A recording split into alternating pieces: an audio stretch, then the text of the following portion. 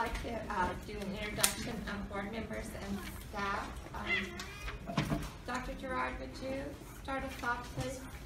Hi, I'm Dr. David Gerard, trustee. Welcome, everybody. Good afternoon, Mary Patterson, trustee. Good afternoon, Gino Borgello, trustee. Good afternoon, Brian Wolf, trustee. Donna B. Bush, trustee. Good afternoon, Steve Patanda, superintendent. Teresa Murillo, trustee. Kirsten Perez, assistant superintendent, business services. Cedar Fajardo, director of construction and modernization. Juan Myers, assistant superintendent, human resources. Dr. Zavala, assistant superintendent, education services. Janie Giangracco, secretary to the superintendent. And on the phone? Tom. We also have Thomas Arnett, trustee. Thank you, Tom.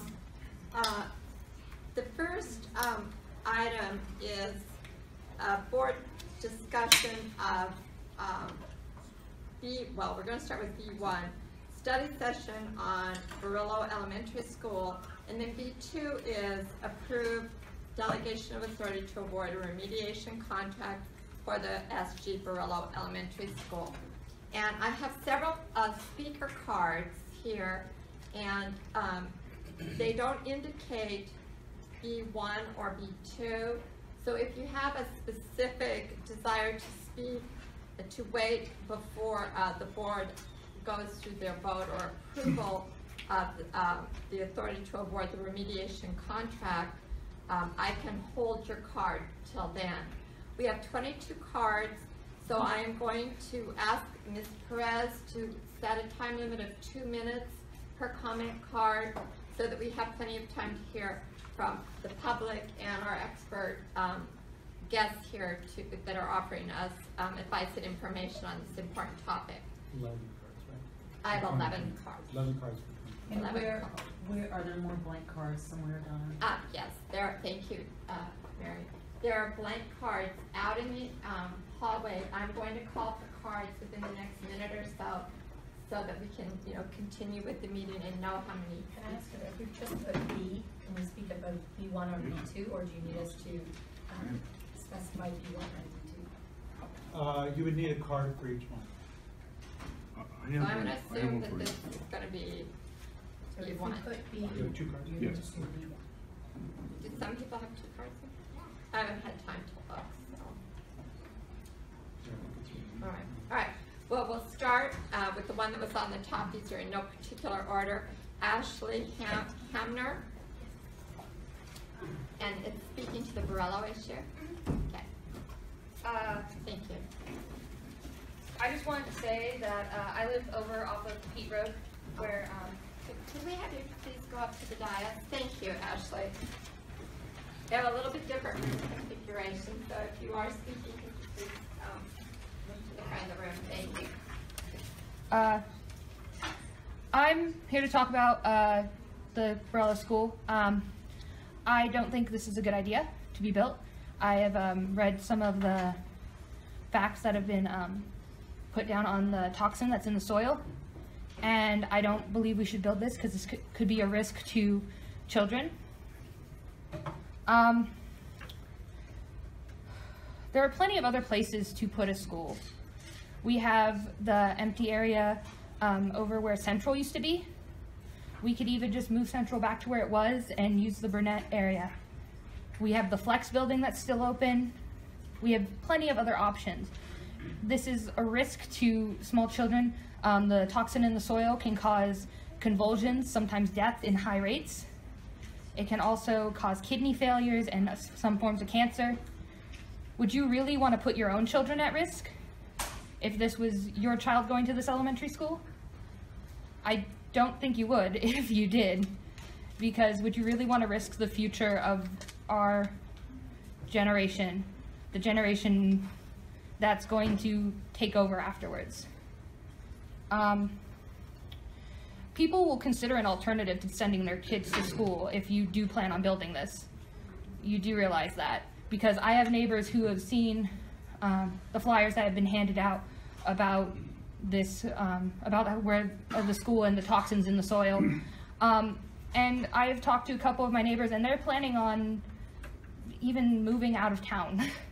I've had a couple neighbors talk to me and say, we're gonna move because we wanted our kids to go to Nordstrom and other schools because they thought this school district was great. There's a lack of care and poor decision making.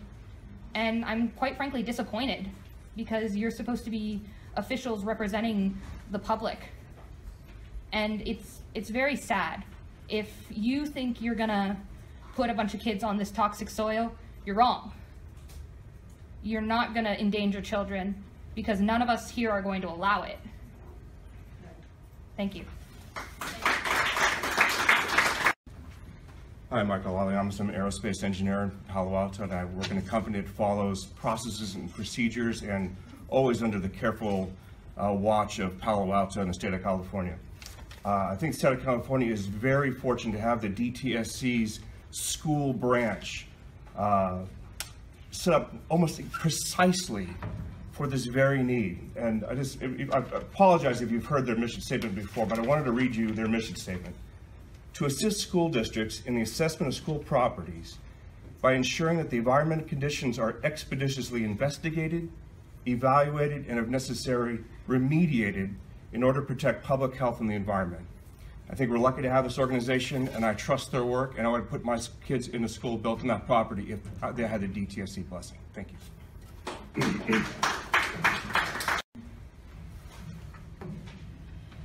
So I live in the neighborhood right by the Borello property, as does Ashley.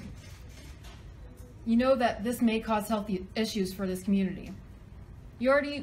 I'm sure you'll hear the facts from the other people who are speaking. But my 8 and 10-year-old brothers will have to breathe the air that will inevitably be contaminated by the soil, contaminated by a deodorant. You are unnecessarily gambling with children's lives. Why would you risk their future in the name of their future?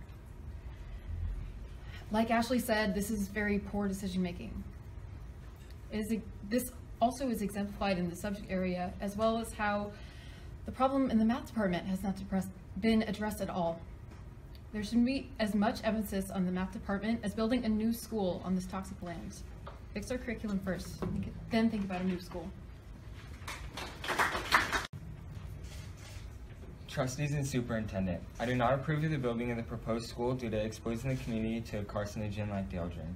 The amount of dirt removal and the high percentage of deodorant can cause extreme health conditions to humans, especially young children with weak immune systems. There are massive health effects to deodorant in the body, and exposing a child is very poor decision making, and it can be fatal at certain limits. The poor decisions of this district is very concerning to me, especially since we've identified other failures in other schools, like the math department. And if we put half of the emphasis that we're putting on the math department, then we can get problems fixed a lot easier, because it's lack of decision making that's going on here, and no one's getting anything done, and more problems like this are coming up. So why should we build a new school if you can't even handle the ones that you already have?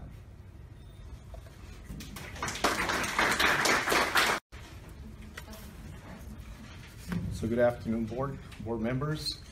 So I have some concern about building the Borello school, and the reason for that is because we know that in 2003, after the offer to get the land, that there was a remediation already done, and there was the land was clear. It was given a certificate of clearance. That's the history of it. And then it was the land sat idle. And then a couple of years later, when we retested it again, what happened is that now we find that the toxin levels have returned, and they had returned at levels that were a danger not only to our students, our young kindergarten or pre-kindergarten to 5th grade that are going to be there. These are very young children that are very susceptible to illnesses, but also to our teachers who have to work there on a long-term basis. So I really believe that when you have, nobody can tell us what exactly brought the toxins back after the remediation was first done. We all know, and nobody can guarantee, given that they came back, that they're not going to return. That's one of the problems that we have. Now, I believe that what should happen would be that we should not, why should the district be liable for $1.6 million to remediate a building, a land, when it should really be the landowner that's giving us the building, the land that should be remediating and giving us land that is clear free. I believe that we need to take some time to really look at this situation because, like I said, we're going to have young children who are very susceptible to toxins, and we're going to have our teachers working there. And I think we need to protect both our teachers and our young children. The fact that they came back after remediation really should raise serious and grave doubts about this toxin in the soil and its capacity to come back. I haven't heard a good explanation as to why, and we'll just have to look at that. But I don't think I saw in the background the presentation that's going to be given this historical that we've already done remediation on the land and the toxin came back.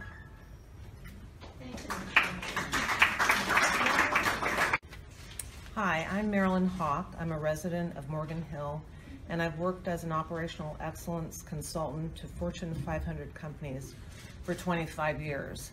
I've also published a book on health and wellness. The problem with this plan is that we'll not clean up a very toxic soil environment.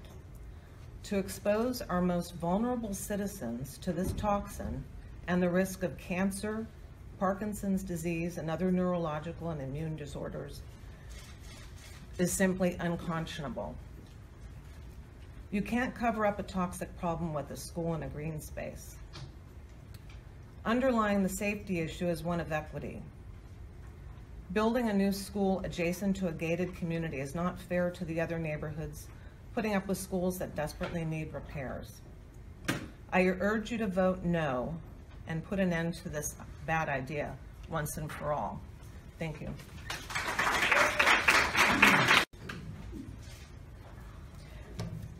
Hi, my name is Christina Hildebrand. I've lost my voice, so I'm sorry for, I will try and project.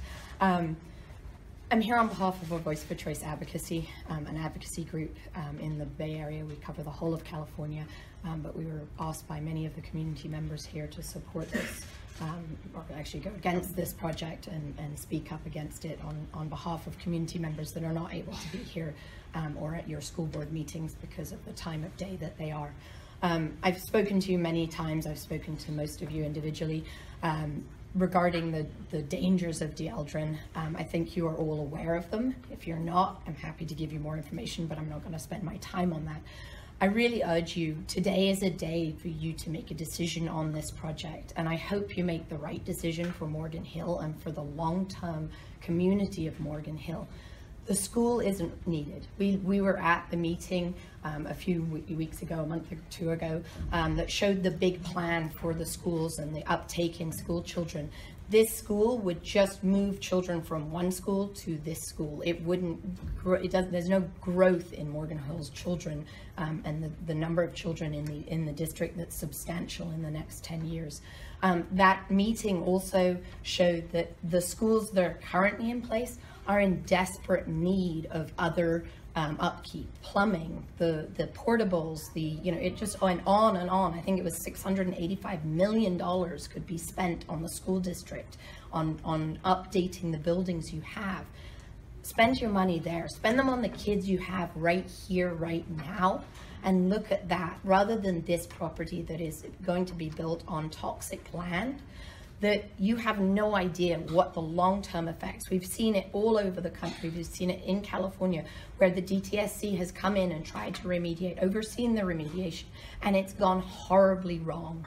And I really urge you today, you have the decision to make today to end this project and to move forward and build the school district as it is and improve it as it is, rather than create a cancer-causing neurological deficiency issue. I really urge you today to make that decision. Hello again. I'm here as a concerned parent who's against building the new elementary school on Pete Road, and I've spoken in the past. My concerns started when I started looking at the effects of dieldrin. We know it can cause cancer, neurotoxicity, and other immune functions. And through my research, that led me to look at how dieldrin affects children. And I was concerned because my youngest son was diagnosed on the autism spectrum. Once I started looking at dieldrin, there was a lot of abstracts that linked dieldrin usage to autism. So there was also a very reputable study out of UC Davis that's called the CHARGE study, Children Autism Risks from Genetics and the Environment, with over 1,000 families participating. And this study, the CHARGE study, links pesticide exposure within 1.1 miles during pregnancy to autism. So I had a lot of research studies backing me up, and I sent this information to the DTSC project manager, and I wanted to read the response from the DTSC project manager. She said, "Dear Mrs. Carroll, I contacted one of our department toxicologists, Vivek Mathrani, to get his input regarding your questions. He believes the references you provided in your email have merit in identifying a potential linkage between autism and Deldrin." She then went on to discuss the remediation process, but I wanted to emphasize that even the DTSC thinks that there might be a link between Deldrin and autism. The bottom line is, why take a risk?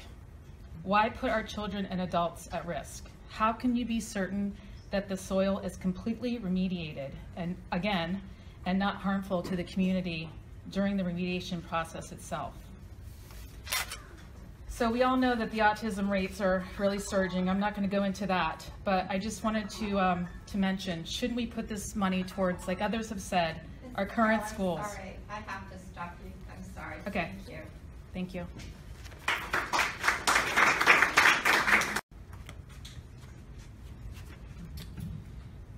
Our kids are the first generation that are expected to not outlive their parents. 50% of all children have chronic illness, are overweight, and that is up 31% from the early 90s.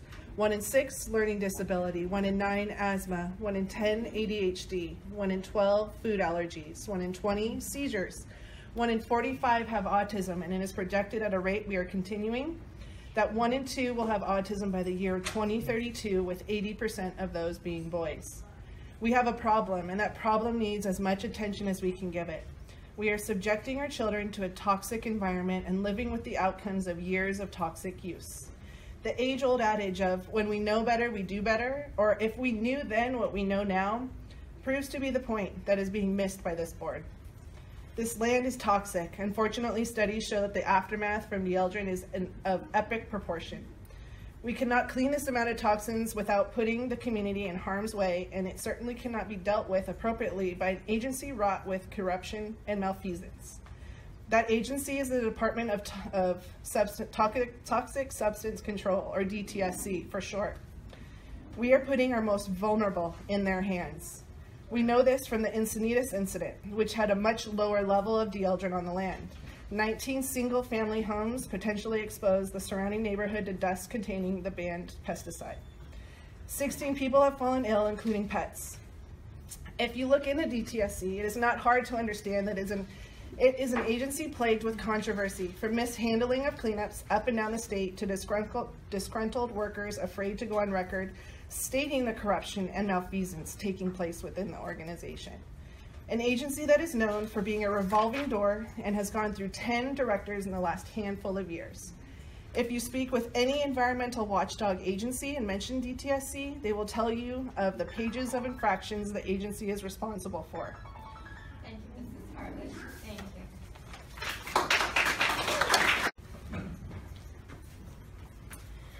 The notion that you can dig up 3 feet pit, truck acres of toxic soil through our town, then just to dump it elsewhere, then pour on an asphalt blacktop surface, build a school on it, is absolutely ridiculous and irresponsible. I've heard the rationale for building the Pete Borello property. It's about the massage numbers, or even perhaps made-up numbers. Our superintendent would have us believe that enrollment will grow by 2,500 in the next 20 years, when the actual enrollment projection to steady state enrollment will be flat. Enrollment will be glassy over the next 15 years. This argument for enrollment growth is a red herring. The notion of enrollment growth actually is a counter to what our own city leaders spout. Morgan Hills enacted a growth control measures. The homes that are built in the next wave will actually be focusing on seniors and millennials, a demographic that will not be creating students for the district. I do not know the real reasons why the superintendent and MHUSD is pushing for the school to be built, but I can tell you this: it comes down to a bigger issue. It comes down to a moral issue. The health of the students, the health of your teachers, and the health of your staff hangs in balance. Pete Pit is a toxic property. This property is poisoned with Deldrin. Just because a property is free does not make it a good deal. California's DTSC control defines dieldrin as a human carcinogen. The agency states, quote, because of concerns about damage to the environment and potential human health effects, in 1987, the US EPA banned all uses of dieldrin, unquote. Dieldrin is a genotoxin that does not have a safe threshold. Research shows you that it actually destroys cells. This toxin is not safe at any speed. This toxic site is not the proper location for a school. I have stood before you several times beseeching you to create safe school environments. A school must be free of toxic mold. It must be free of poisons. We are talking about our children. We are talking about your children. We are talking about your grandchildren. We are talking about your neighbors, and we are talking about your students. Do not build on this site. Hi, my name is Dustin Holt. I live in the Alicante neighborhood next to the site, and we have several neighbors that want to better understand the risks of dieldrin as well as the impacts to our neighborhood. It appears there are plans to build a staff parking entrance in the middle of our neighborhood. That will increase traffic. So we just wanted to get more information on the impact analysis that's been done related to the soil as well as traffic impacts. And we'd like to be more closely involved in this project going forward because we have the potential to be impacted the most by it. Thank you.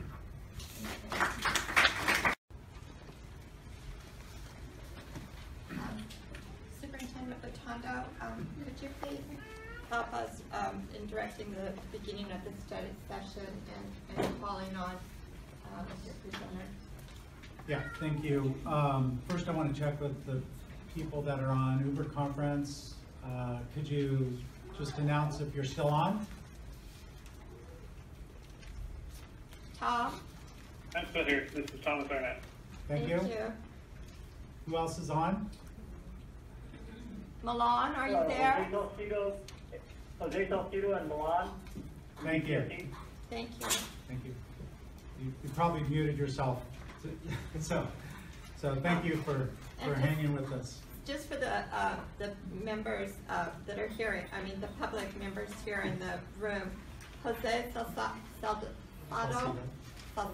excuse me, I apologize, Jose, is the unit chief of school units from the Department of Toxic Substance Control. And Milan Songo is the project manager from DTSC. And Tom Arnett is one of our trustees. He's working remotely today. So to introduce this item, there is a great amount of history to this item. There are pages of documents of meetings with the board, really beginning back in 2003 when the Board of Education approved a resolution accepting an offer of dedication regarding the property. The property was provided by the Borello family and Lupine investors. I know staff is going to go over a little bit of this, but one of the things that when I came on, we realized that the property had not been conveyed, and it was time to look at conveying that property. The property was going to be conveyed way back in the early 2000s. There was a study of soil done at the time, and there were pesticides that were found in the soil, among many other things. And there was an application for remediation of that soil. The application was bioremediation. It was determined that the pesticides were no longer found on the property, and then there was a great deal of time that went by. So moving forward, we looked at the property and entered into negotiations to make sure that the property can be conveyed and go into escrow. But before doing so, staff looked at the history of the property and the soil samples and the declaration that the soil was remediated.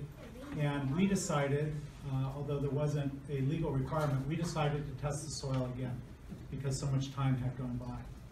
We did, and we found that the soil contained elements that we didn't want on our property.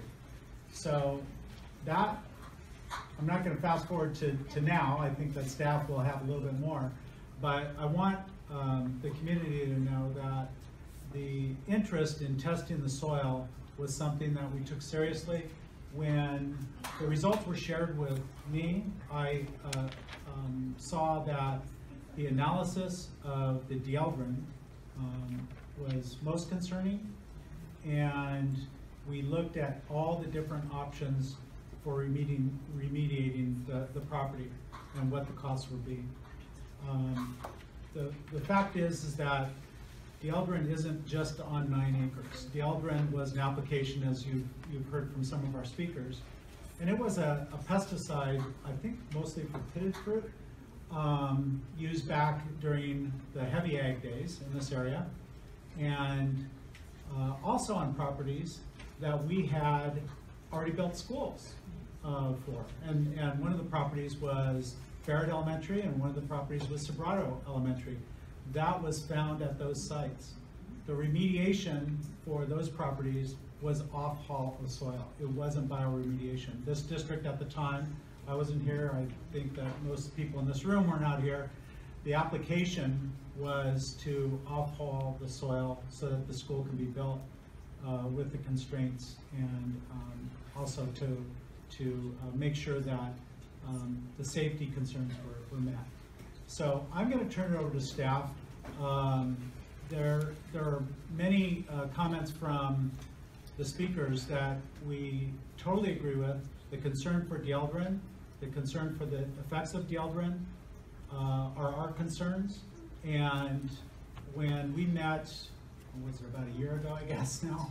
2 years ago, we knew that, number one, we're not going to apply a remediation, we're not approve a remediation that would be the same remediation that was done back in the early 2000s. And second, we wanted to make sure that we were taking all measures to go through the process of testing the soil, including additional assessments of soil that we've done since. So, Kirsten? So if we look at what the site selection is, and we understand that this process is many school boards, so the school board in front of us is not the original school board that made the decision to acquire the site as a donation. When we look at the role of the school board in the acquisition process, it's really one, setting direction, looking at, is there a facilities master plan? Are there education specifications that tell us how staff is to build the school? And have we really defined clear budgets and communicated those to staff so that we can then implement them? When you think about it, staff has the resources, whether that's professional development or budget, staff capacity, meaning staff time to be able to implement the school site selection process, ensuring accountability, that there's a defined process for staff about how to report back to the board what the progress has been thus far, and that there's expectations for staff around budgets, reporting, things like that. And lastly, acting as community leaders, acting as liaisons, especially to government agencies that might be involved in the site selection process. So for this site, an example, working with the city of Morgan Hill, because this is a joint use project, and so the park area would be a joint use project. That's an example of acting as community leaders.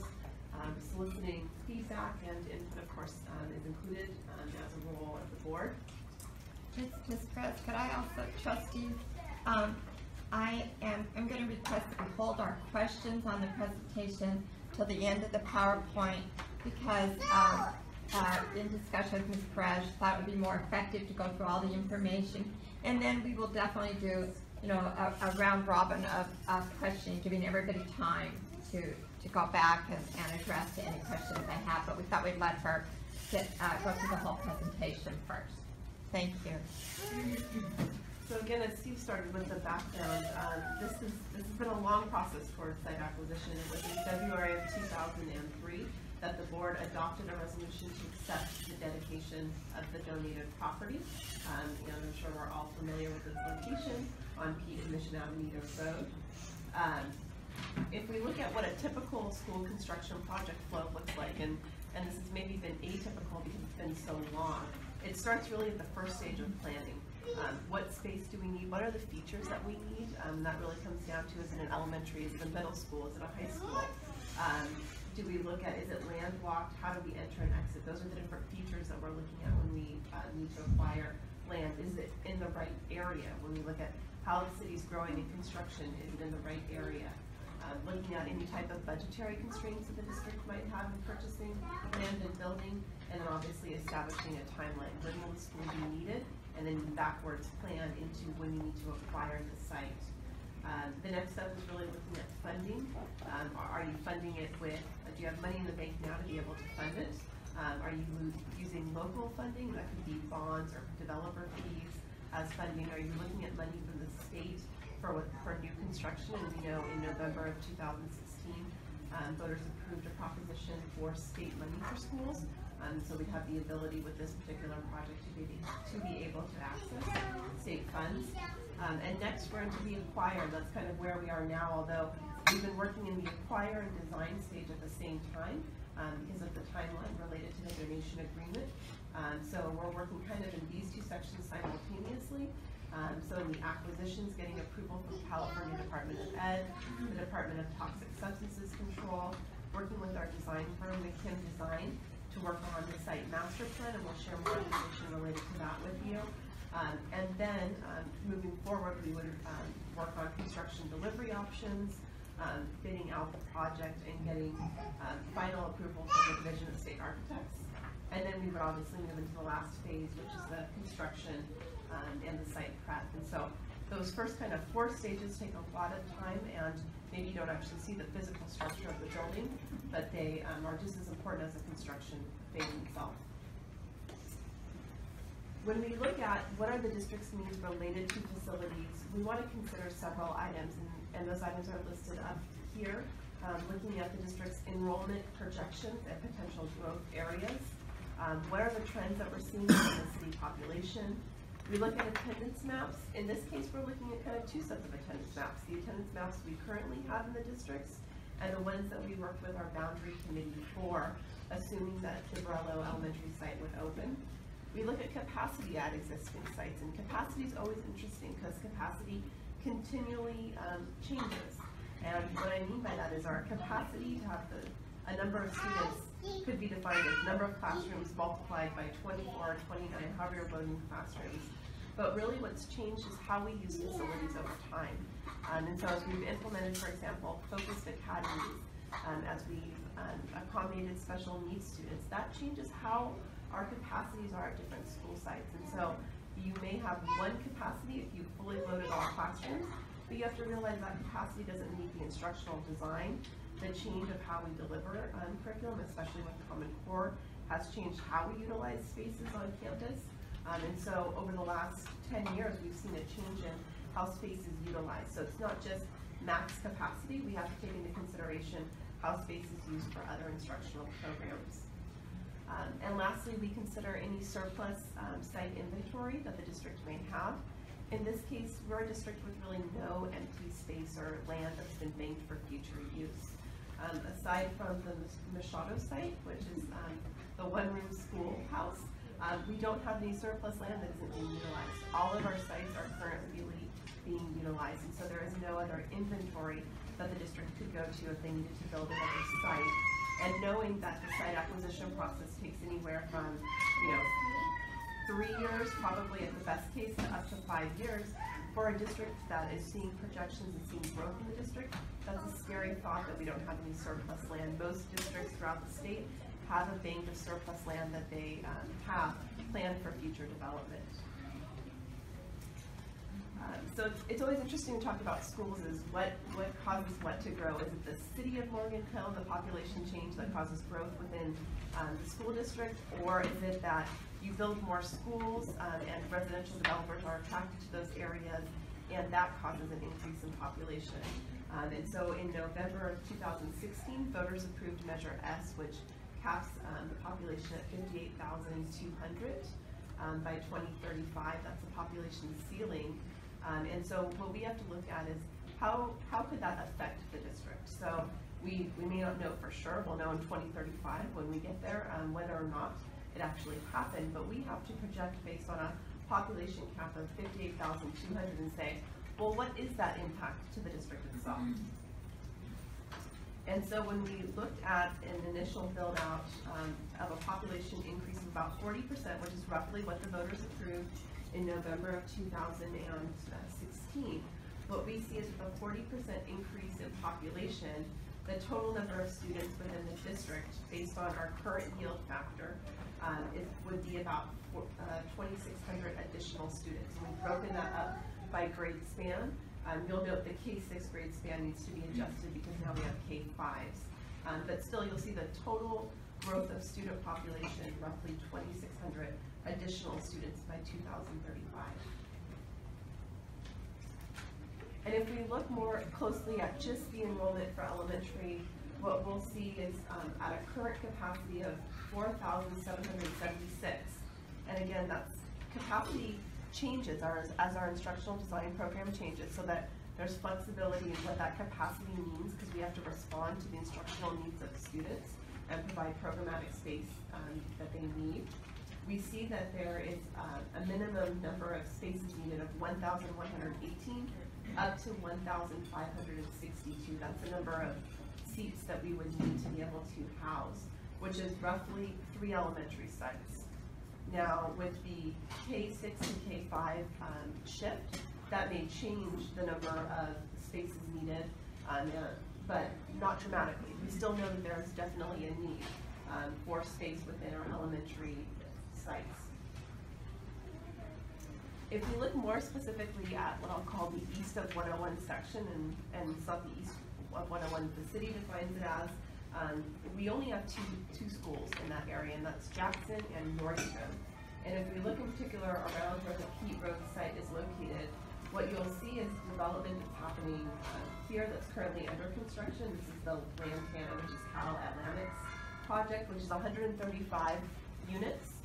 We'll also see that San Sebastian to the east is 244 units.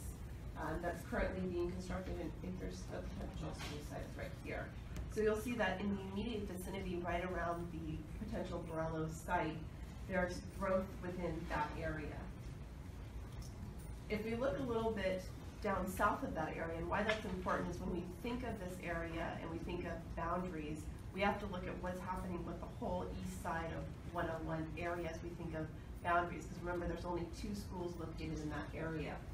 What we see a little bit farther south is that there's a multifamily unit going into the south of Nordstrom, which is a 247 units multifamily units here. And just to orient you guys, Nordstrom is right here, and the Borello site would be up here more.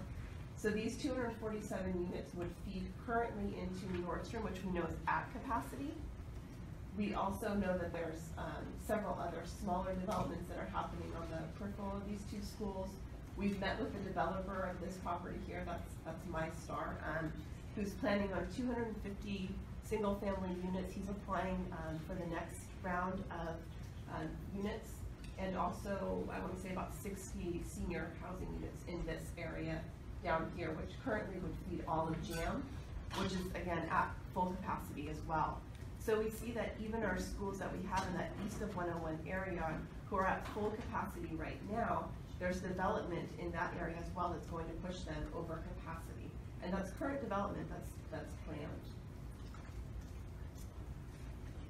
When we worked with our demographer to come up with what are some sample enrollment projections, this is using the boundaries that our boundary committee worked on for over a year to look at. If we were to redraw boundaries, what could it look like? And so there were several scenarios. I just want to say this is one of the scenarios that we looked at.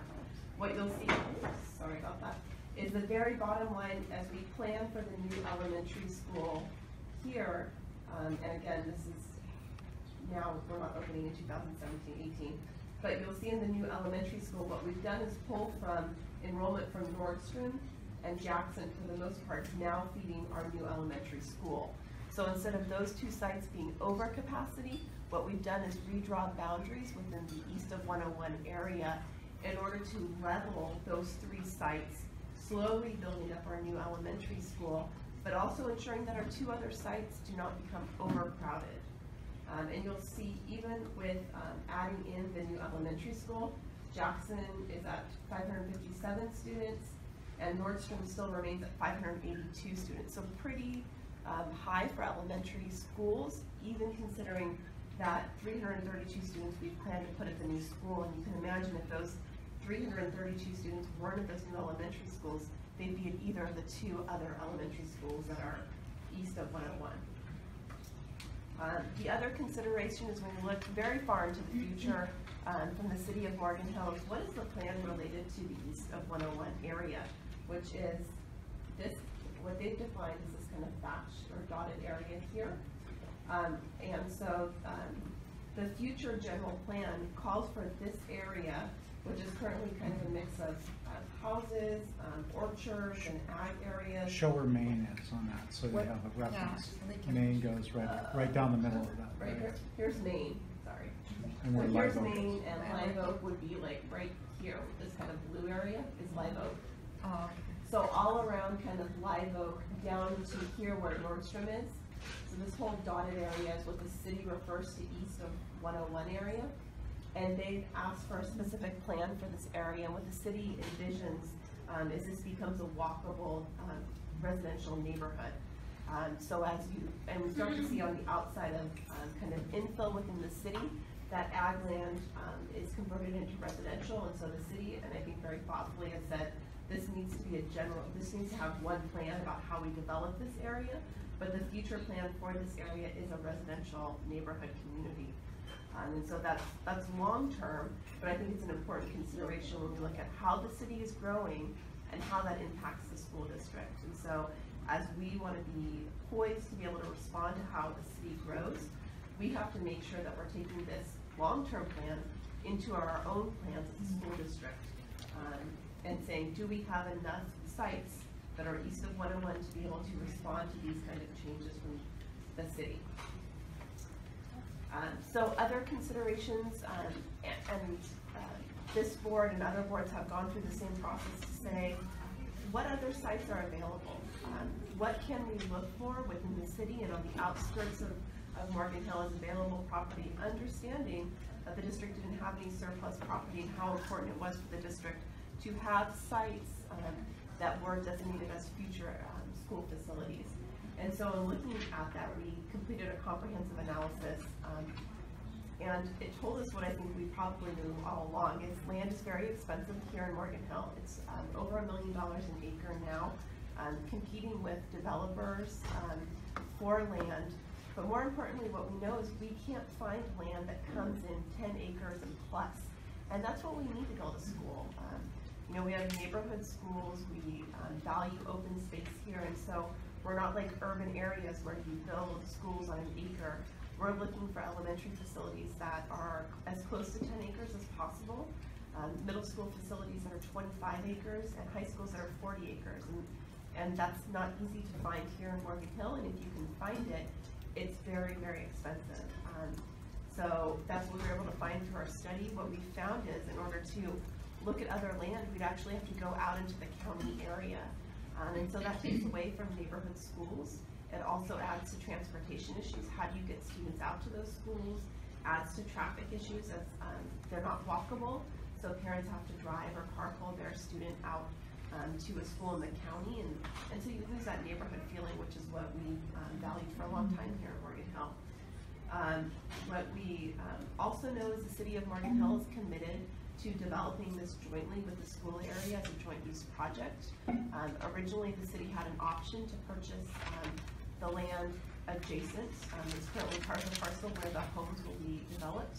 And the city decided not to move forward on that option, but they committed to develop with the district a joint school park area. And so the district has a financial commitment from the city, and so that's another consideration. We look at what is the total cost of the project, what amount of funding do we have from the state for new construction, what amount of funding do we have from other agencies, and in this case from the city of Morgan Hill to develop it, the school itself. And this is from our Morgan Hill's general plan, looking at potential future elementary sites. So as we sat down with the city of Morgan Hill staff, looked at the general plan and looked at how the city plans to grow. But we sat down and said, is where do we need to place schools in order to respond to growth in the city? And so this is part of the city's general plan and looks at adding actually 2 schools that are east of 101 area to respond to the growth that's expected in that area. I'll turn it over to Casino. Could you introduce yourself, please? Absolutely. Yeah, my name is Casino Fajardo. I'm the Director of Construction and Modernization for the school district. And yeah, I've been in charge of project managing this project through preliminary planning. Thank you. No worries. So campus master plan update. So as far as master plan goes, we've been checking a few different boxes along the way. First is the city and school district coordination. We've done our initial traffic studies and worked through with the Public Works and Engineering to address those traffic flow issues, and done multiple traffic studies out to do traffic counts and multiple scenarios of how current traffic patterns and future traffic patterns as the new developments would occur would align with future growth of Pete Road as it's shown. Currently it's a 2-lane road, but its future easement is for a 4-lane total, so 2 lanes each way as a minor arterial. And we've taken all that into consideration and worked with Public Works. We've also worked with the Planning, Engineering, and Parks Department to talk about the joint use, being able to also steward a better development of our city schools as park joint uses in the future on this site and current and future sites. Talk about as the schools are hearts and hubs of different communities, and they're used for all sorts of different events, and how we can further develop those green spaces and take advantage of some of the resources from the city as well. For the campus site development with MHUSD internally, we've done our own facilities feedback, invited a couple different sample groups from principals and teachers out. This is a brand new school, so we don't typically with master plan we pull the current site and we have a site for that, so we pulled some teachers on special assignments and principals to talk about the schematic plan at this level, just to get some initial planning and talk with the leadership about the plans for the new school orientation. We've presented a few times at some different homeowners associations, and I have some planned in the future. I don't recall all the names. I know there's about 4 or 5 different homeowners associations in the different departments, but I've been working with, I think it's year or more to schedule those. And so I've presented the initial plan for the school in the area, and that's why I showed that is ongoing. As we continue on the process, we'll continue to update the homeowners association on events and things as they get approved.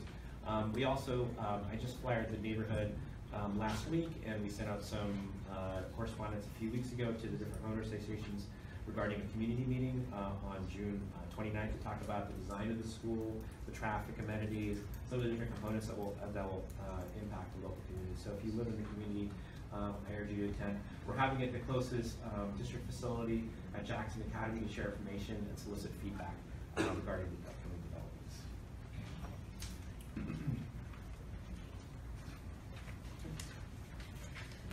Sorry. So Kirsten had a couple slides previously that showed some of this in detail. This is kind of a Google Earth image showing an isometric of the land. To add a little more clarity, I wanted to kind of show so everybody can get oriented. 101 freeway is right here. This red line is Crocker Road that goes all the way up towards the dam. This is Pete Road, which currently that ends into I think half or the adjacent road is. And Mission Avenue is in green right here, and the yellow is the parcel that would be potentially developed as a school site. So just to orient everybody to where the property is, and then the planned future growth. Some of this land, these lantana is currently being developed now, and this is the San Sebastian. I think that's still the name of it. Residents that will be occurring there. So this is sort of the community as a whole that I wanted to present to orient everyone. Earlier I had mentioned that we had met internally with staff, so I'm working with our architect to do master planning and what we call programming for the site to identify what the schematic, what a potential school site would look like. We took many data points, starting with a baseline from some of our average school sites, and then developing internal staff to talk about what can we do to improve upon those designs and reflect all the things that are in our ed specs that we've developed so far. And so the proposed total program is to accommodate about 606 students. We wanted to account for to a TK5 program with 600 students, 24 SDC students, and approximately 54 staff. And these are some of the highlights at this level, which are 29 classrooms, an admin building, a media center, a library, built in, a multi-purpose room, and then a portable or other structure for pre and post-school childcare. Some of the outdoor features would be blacktop farm courts and play structures, grass fields for soccer and baseball, some staff and volunteer parking, a separated parent and bus drop-off loop, and lunch and shade structures. And some of those outdoor features we're still working with the city to figure out, kind of the joint use of what other amenities can we add to that above and beyond our normal course of instruction. This is the concept master plan. You may recognize this. I shared this out, I think, at the previous meeting. But this is currently the schematic design of where we're at right now after doing our internal meetings, working with our educational specifications and the property as it sits. So currently this is Mission Avenida running this way on the picture on the diagram, and Pete Road running this way.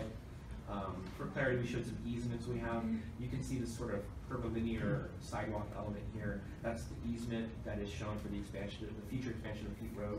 So that's kind of relegated on both sides of Pete Road for future expansion.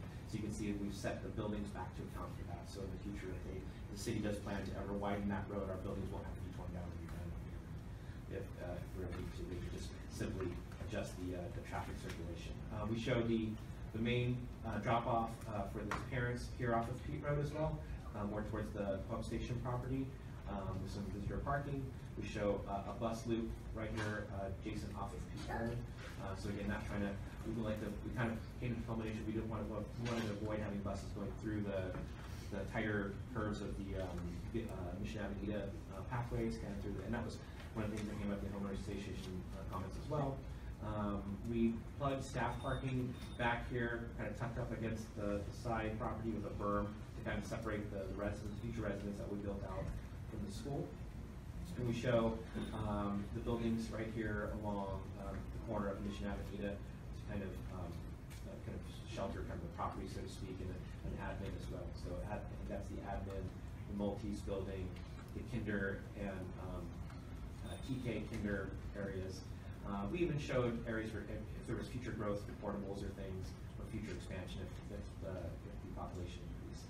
And again, a full soccer field, which would also could be striped for baseball as well. So where we are in the school site development process. So currently, all these agencies are who I'm working with as we move through this process. And so for everybody's summary, the Division of State Architect who will ultimately improve the permitting for the process with regards to the architecture, fire life safety design of the buildings. Obviously, we have our local utilities, Pacific Gas and Electric, we have the City of Morganhill for sewer, water. We have the Health Department who will oversee the food service area, and gives our permits for those sorts of structures, and local fire authority. California Department of Education, who obviously is a brand new school, will be approving that. And the Office of Public School Construction, as we're anticipating, targeting the OPSC funds that are available through the Prop 51 that passed. And of course, the DTSE, the Department of Toxic Substance Control, who oversees the mediation of any properties and the clearance of any properties for development for school sites, and compliance with California Environmental Quality Act. And for sort of some clarity, I wanted to provide a graphic that showed the workflow on my end as we move through the process. So step one in planning, which Kirsten covered a little bit earlier, the space, the features, the budget, the timeline, and any outstanding district issues, for example, programming or if there were other space needs. Step two is acquiring, which is where we are now, and we're quasi between acquire and design. Funding, securing funding, locating the site, the permitting and acquisition and agency approvals, all those we're sort of working on right now prior to land preparation. And then as a part of that, we have our architectural design, which kind of started in order to figure out the program of the site. And then as we move forward, we'll be going through further refining the program development and our project delivery method and obviously construction.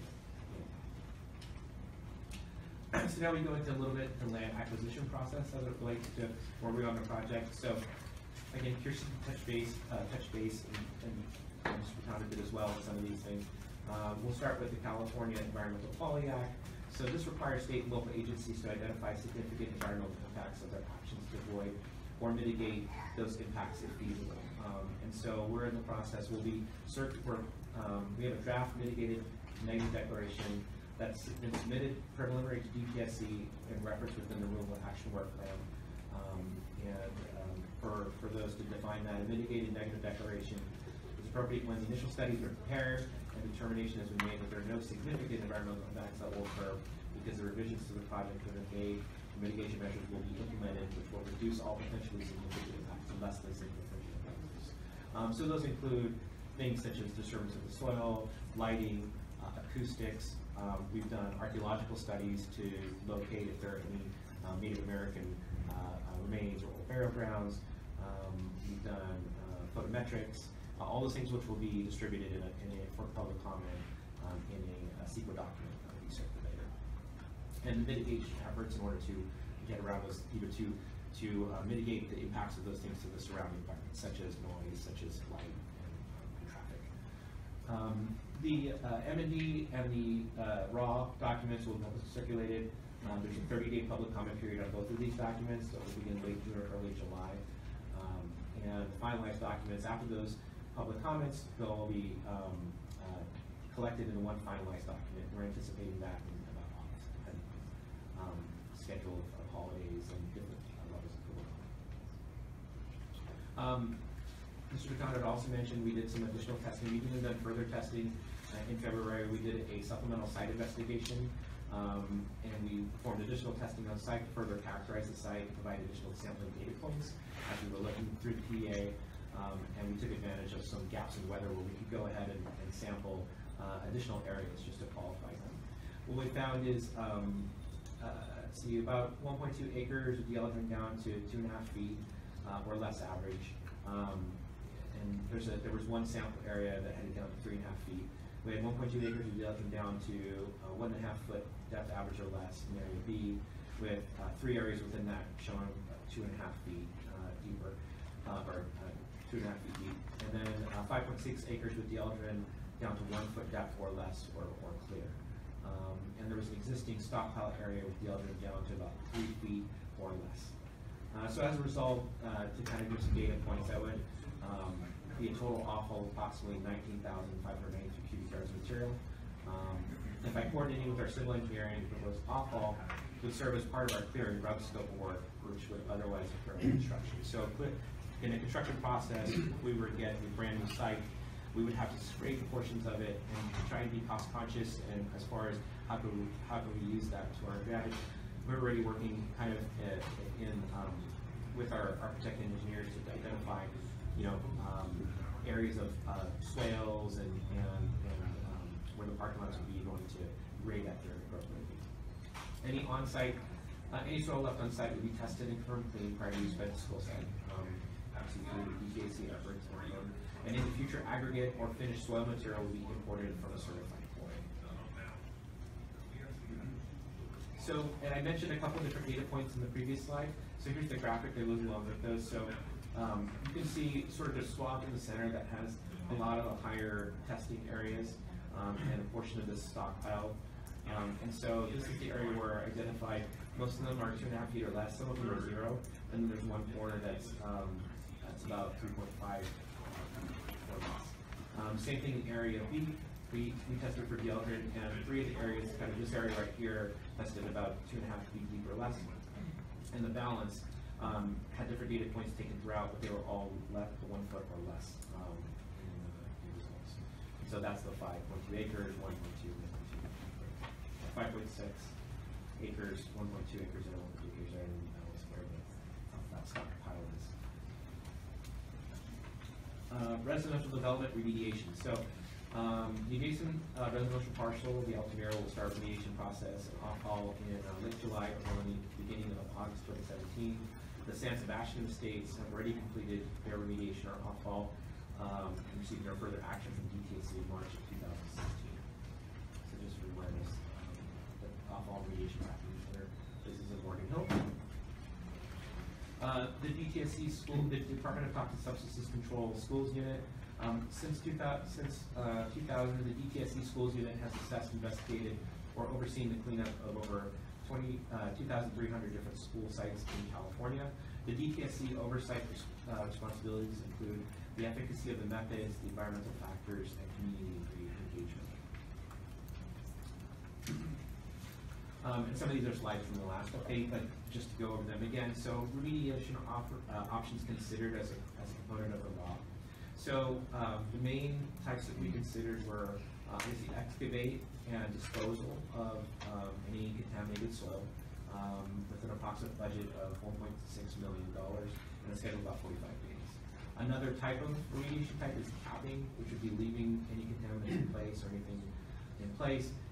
And that's dependent on areas of treatment, typically only done for things such as naturally occurring asbestos, which we do not have on the site, and comes with a lot of ongoing testing efforts, but that's not a viable option for this type of remediation. The third type of remediation is bioremediation. We did a preliminary estimate of about $4.39 million. It would take about 36 weeks. And for some reasons, I don't recall if all the board members were here, with regards to remediation, there was a question on that last time, and as far as why is it so long?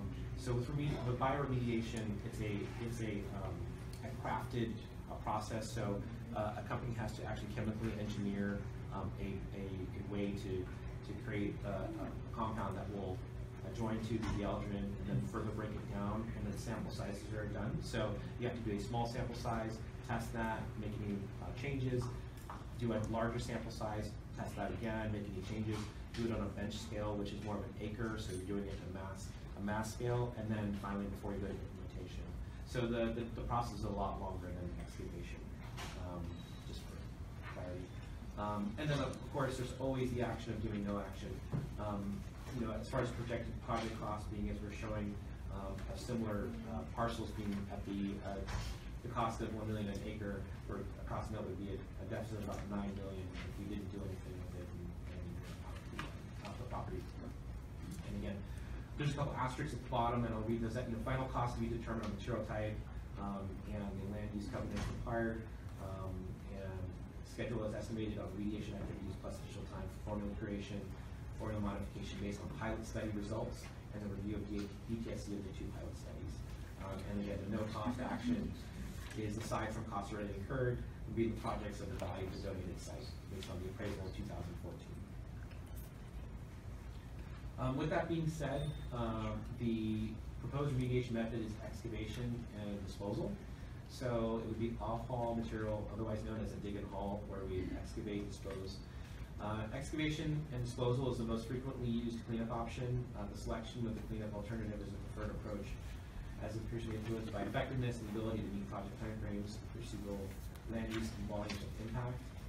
Again, the previous remediation method that was done on site was bioremediation, which is typically not done for school sites.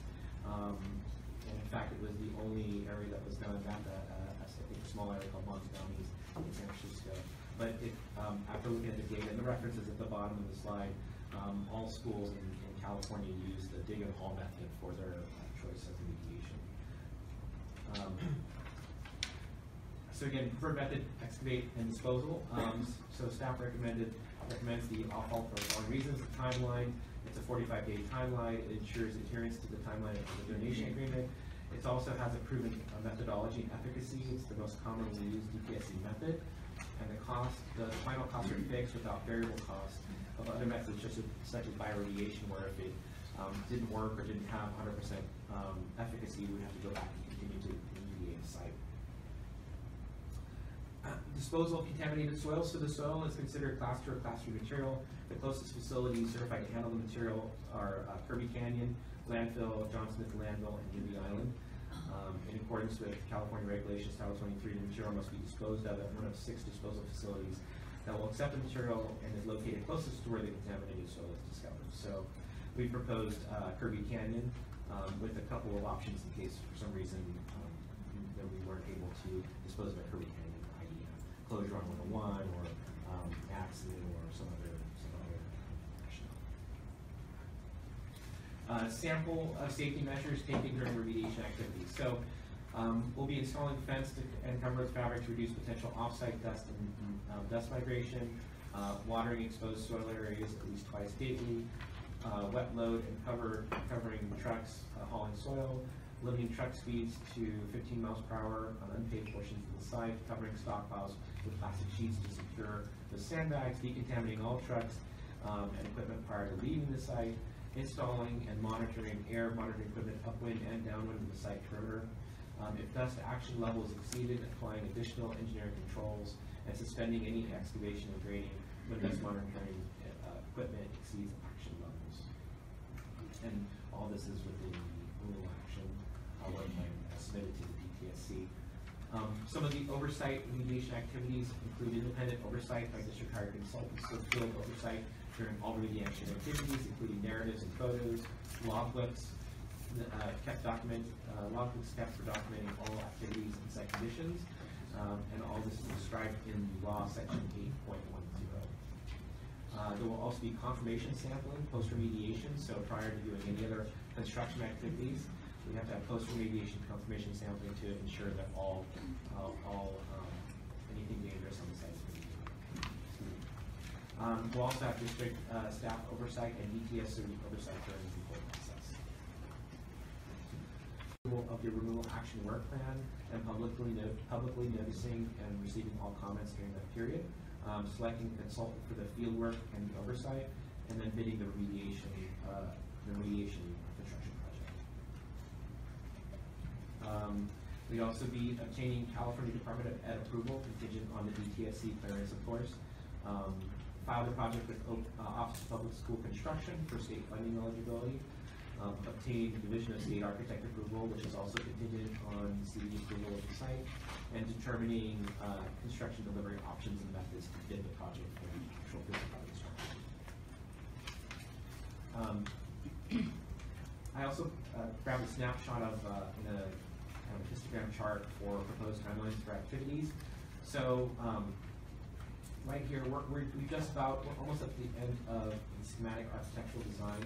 Again, we want to solicit more feedback from the local community and get feedback on traffic, get feedback on look and feel and other amenities for the site before we call any kind of architectural design. We want to hear all their feedback so that we make sure we provide a great school and a great community structure.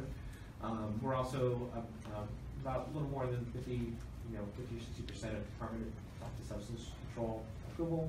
Right now, we're hoping to have the raw out and do the 30-day public comment period, and then move forward with determining the next steps.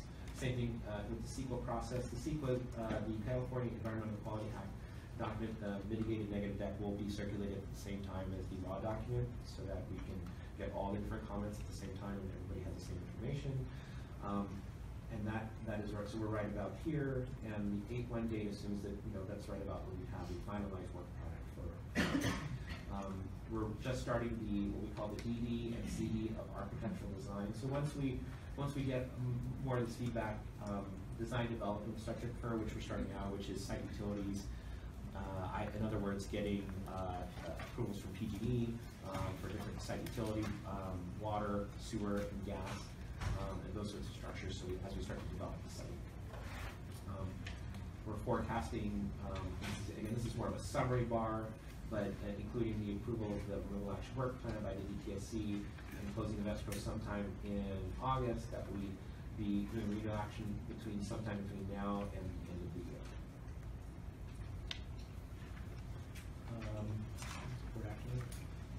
So the board action item is the delegation of authority to enter into contract and complete the remediation activities as included in the RAW. There's an estimated cost in there of about $1,675,630. $1,675,635. Staff would award the bid for the construction portion of the remediation activities so long as the bids don't exceed the amount by more than 10%. Thank you, Christina. What we'll do is start, our questions or comments, and if everybody could maybe hold it to 2 questions at a time.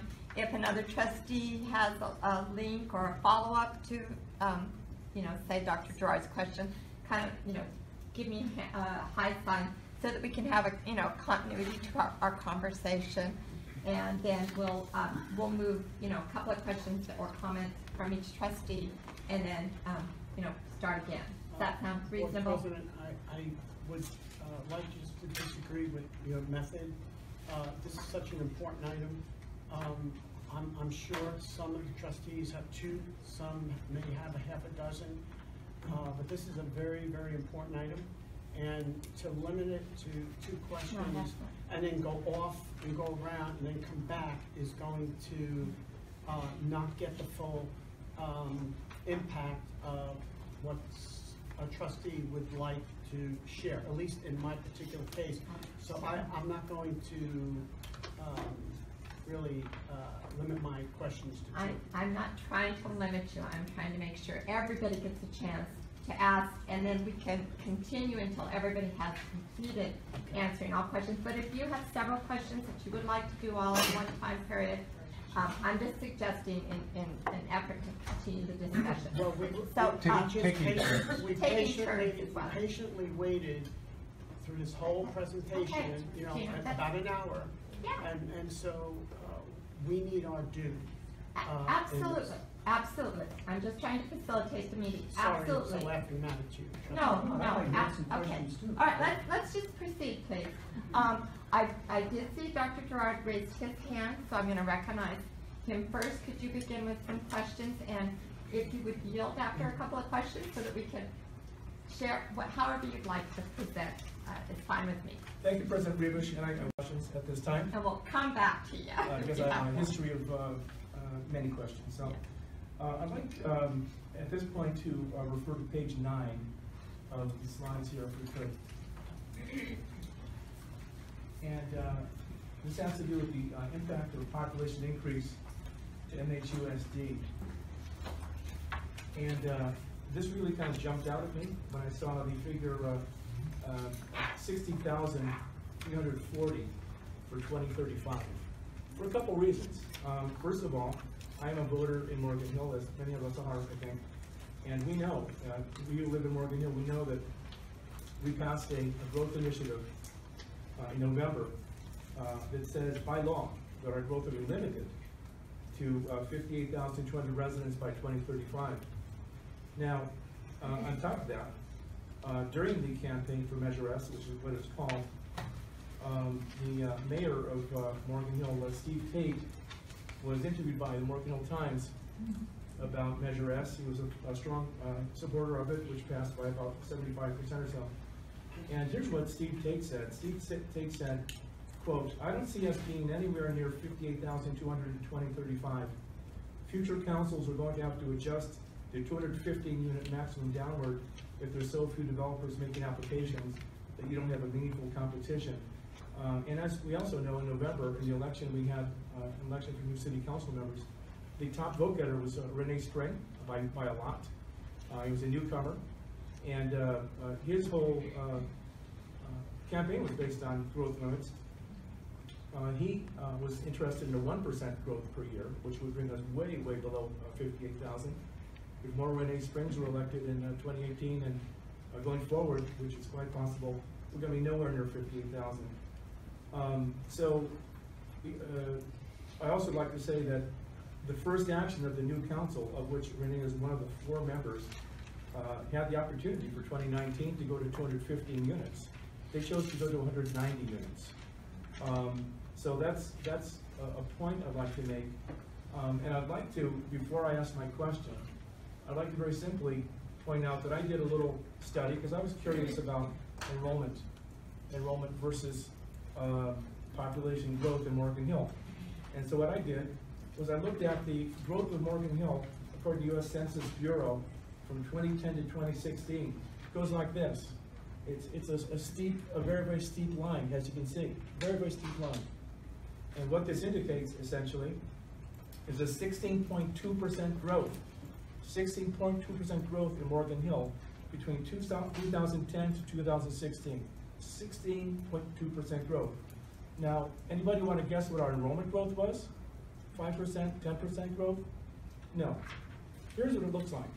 Here's what our growth enrollment looks like.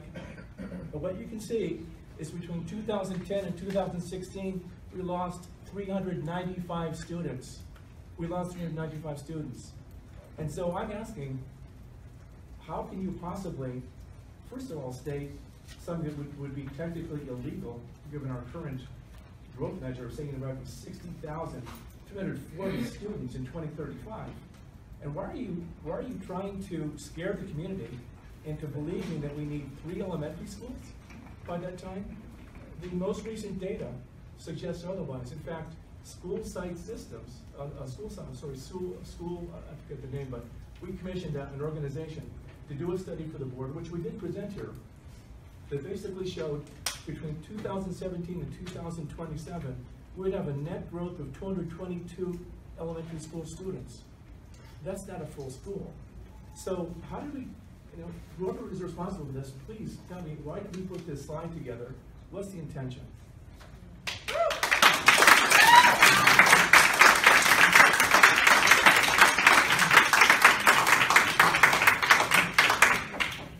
So, to address the concern, I think I stated when I presented this was a presentation of what it would look like with 40%, which is what was contemplated, not what was actually approved, which, as I stated, was 58,200. The actual, when we look at how we use schools, has changed over time, as I've explained, whether that's due to class size and how we load classrooms. So as we implement lower class size in our TK through grade 3 program, as we look at how do we use focus academies, how do we instruct students, that changes and that drives our facility needs. And if we look at, for example, Paradise Valley, our latest focused academy, we had to convert 3 classroom spaces into design labs and engineering spaces for students. That's converting classroom space into space for students to learn in a different way. And so it's not just about do we have growth of students within the district, it's about how we utilize our facilities. And the utilization in the way that we've instructed has changed over time, which means we're using facilities differently. Before, if we think about when we went to school, it was you sat there and you were instructed by a teacher. Well, now it's about breaking out. Students are actually engaging in learning. They're creating projects. They're working together in teams, and that requires a different use of our facilities. So it's not just do we have the same number of students. We have to look at part of the equation is have we changed how we instruct students? We also have to look at is where is enrollment growing? So it's not just district-wide unless we want to look at a district that doesn't value neighborhood schools. If we want to send students and bus them from one side of Morgan Hill to the other side, then maybe we could look at it district-wide. But what we have to look at is where in the city are we seeing growth trends and growth increases and responding accordingly. So there may be enough seats, if you will, in the district, but are they in the right area that allows students to attend their neighborhood schools? And when we look at the schools that are east of 101, Jackson Academy and Math and Music and Nordstrom, what we see is those schools are already at capacity. With planned growth, these are developers that have actually have allocations, they've pulled permits to start construction immediately around that vicinity, farther south of Nordstrom as well. Those are immediate impacts. Those developers have pulled permits, and we know that there's other developers that are waiting to develop the land. So what we're looking at is what are the needs of the district long term related to all of those aspects. And what we're saying is this is our best information at this time to say what would be the district's need at a population cap of 58,200, what are going to be the district's estimated needs, and it's 3 elementary schools. Now that may change as we've moved 6th grade to middle school, so that may change, but there's still the need for at least 2, if not 3 elementary schools as we increase our population. And then the question is, where do we need those schools? And it really is east of 101 where we see developers are building, and that's where we see the need to place schools is in that area. Who would like to go? Mary. Thank you, David. Thank you, Donna. Thank you for that explanation, and thanks so much, everybody, for holding this workshop, which I think is critical and important, and for so many of us to come and change plans. I don't know if you guys know this, but Trustee George postponed a vacation to be here, and Trustee Rebus came back from a very important family event. So anyway, really important stuff. I think the other thing, I live in San Jose, and I know from the perspective of Los Paseos and Morgan Hill, David's question is very critical and timely. I also recall when one of the big changes that we made, if I'm not mistaken, was we started seeing some special ed students at Los Paseos. They were attending outside of our district until a major change was made, if I'm not mistaken, around 2014. Is that correct? Yes, and we, to that question, we shift programs from time to time depending on space, which we don't like to do, but Right. it depends on where students reside and depending on where the So space is unknown to built. the community, and as a surprise to me, Los Paseos went from having a little bit of space to having almost none. So I appreciate your response, Kristen, about you know, the altering needs and the changing landscape in education and how the space needs to change. The other thing that's been happening in my neighborhood, and I don't know about Morgan Hill, but we have families who are doubling up and tripling up. So I've witnessed, even within probably the local 100 homes around me, families taking on extra families because they cannot afford to live, or they lost their home, or they've lost their job. So we're, again, at Los Paseos, we're adding families because of the current economic crisis. My question for Kirsten is that one of our speakers raised an excellent point about the current needs in our district, and where's the money to meet the current urgent needs for existing facilities versus the money that we use to build a new school, or those separate pots, and how do we weigh the money, and how does that money work to meet existing needs against new school needs? That's a great question, and it will be addressed, and it has been addressed through our facility master plan process. This is a process the district started in January to look at what would be the most, if we were to implement the educational specifications, which the board adopted in October of 2016, and we apply those to all of our existing sites, how much money would we need in order to facilitate all those changes district-wide? And the number is over $600 million. And we're looking at how much money is remaining in Measure G and how is that distributed. And that's a hard process to prioritize all of that. The money that would come from, that comes from developer fees is separate from that Measure G fund. And the money that comes from developer in the form of developer fees, so when developers want to build new construction, or if you have an existing house and you add more than 500 square feet, you have to pay school developer fees, which go to the school district, and it's a separate fund of money that goes to house new students that are generated from the new housing developments. And so that's a separate pot of money, and that money can only be used to fund new construction or modernization of facilities to accommodate those new students. So those are the resources coupled with state money, and through the new ballot measure that was approved by voters in November, as well as money that we know will come from the city for the joint use. Those would really be the three funding sources that we're looking at, primarily funding this project. Now we're still, as Casino mentioned, we're still in the design phase. So the next step is we would go and get a cost estimate to say, how much do we think this is going to cost to construct? How much cash do we have in the bank, and is there a differential? And if there is a differential, then we have to go back and say, how do we phase development? So how do we, when we think about, do we immediately start as a K-5 site? Probably not.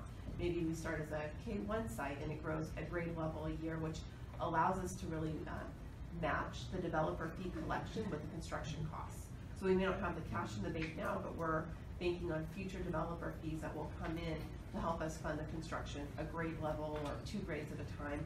However, when we sit down and kind of plan through the financial aspect, but that's a separate pot of money from Measure G. So you're saying that we can address the top priority needs that were identified in Facilities Master Plan and Measure G money, am I understanding correct? And we can afford at some level or another to start construction on a new school? Yes.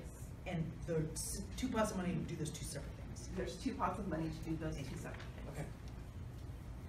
Anybody have a follow-up to Ms. Patterson's question? I mean, I have a comment. Well, maybe we'll keep going and let everybody have a turn. Gina, did you have? Well, let me ask you, is this discussion on just a study session, or can we talk about the RAW? I think because the next one is the approval of the RAW going forward. It's appropriate to discuss it now as part of the total discussion. It fits under the content of the agenda. Yeah. Okay, well, I'm going to defer to Trustee Wolfram. on the page where you discuss the residential development remediation, I'm curious on the Altamira parcels. Ron, what page is that so we can find? I don't know, pages are numbered. I'm not 28. sure. 28. Slide 28. What is the, how much soil are they gonna take away? Do you have any idea the amount of soil that they're gonna take before they build those homes? Yeah, I mean, I know that I believe they just posted their 30-day comment period like I did, and I apologize, I don't have all that data in front of me. I could go pull it up. Yeah, I could Because probably I'm try to do curious, that while we're here. comparing that to what we are proposing for the school site. I'm just curious to how that relates to. And there is deodorant in that soil too, is that known? Yes. Yes, there is. Not like this. And my second part of that question is, where are they going to take that soil? All that should be outlined in their law, so they should have their own remediation effort that's oversight by DTSC, as many of the different housing tracts are. So I'd have to look at their law that's in conflict with the 30-day I'm comment.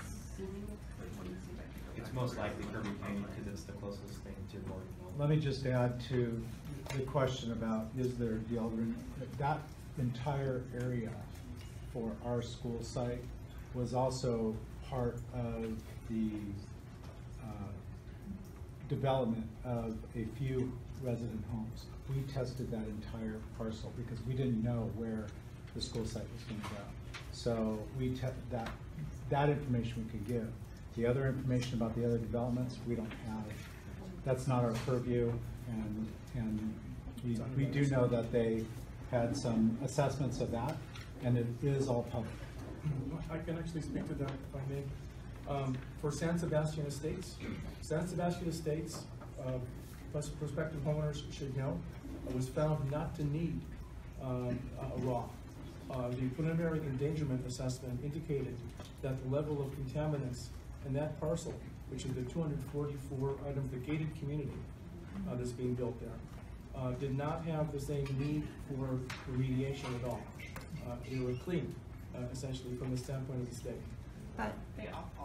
But I was going to say that is there a different standard for residential No. versus Yes. school? Yes, there is. And I There's thought a higher and I standard. thought they did. There's exemptions that are permitted that for residential developers that the schools are not permitted to do, and maybe DTSC's on the line, so maybe Jose or Milan, you could comment maybe about some of the differences between residential and schools, and in particular the exemptions that maybe residential take into consideration that schools are not permitted to. Sure. Basically, a school has to have to protect students from anything that could potentially be a harm to them. In the statute, in regulation, there are several exclusions that preclude certain uses like legally applied pesticides. Those are excluded from CERCLA. So if it wasn't a school that wouldn't normally be, if it was a legally applied pesticide, those would not be subject to our jurisdiction.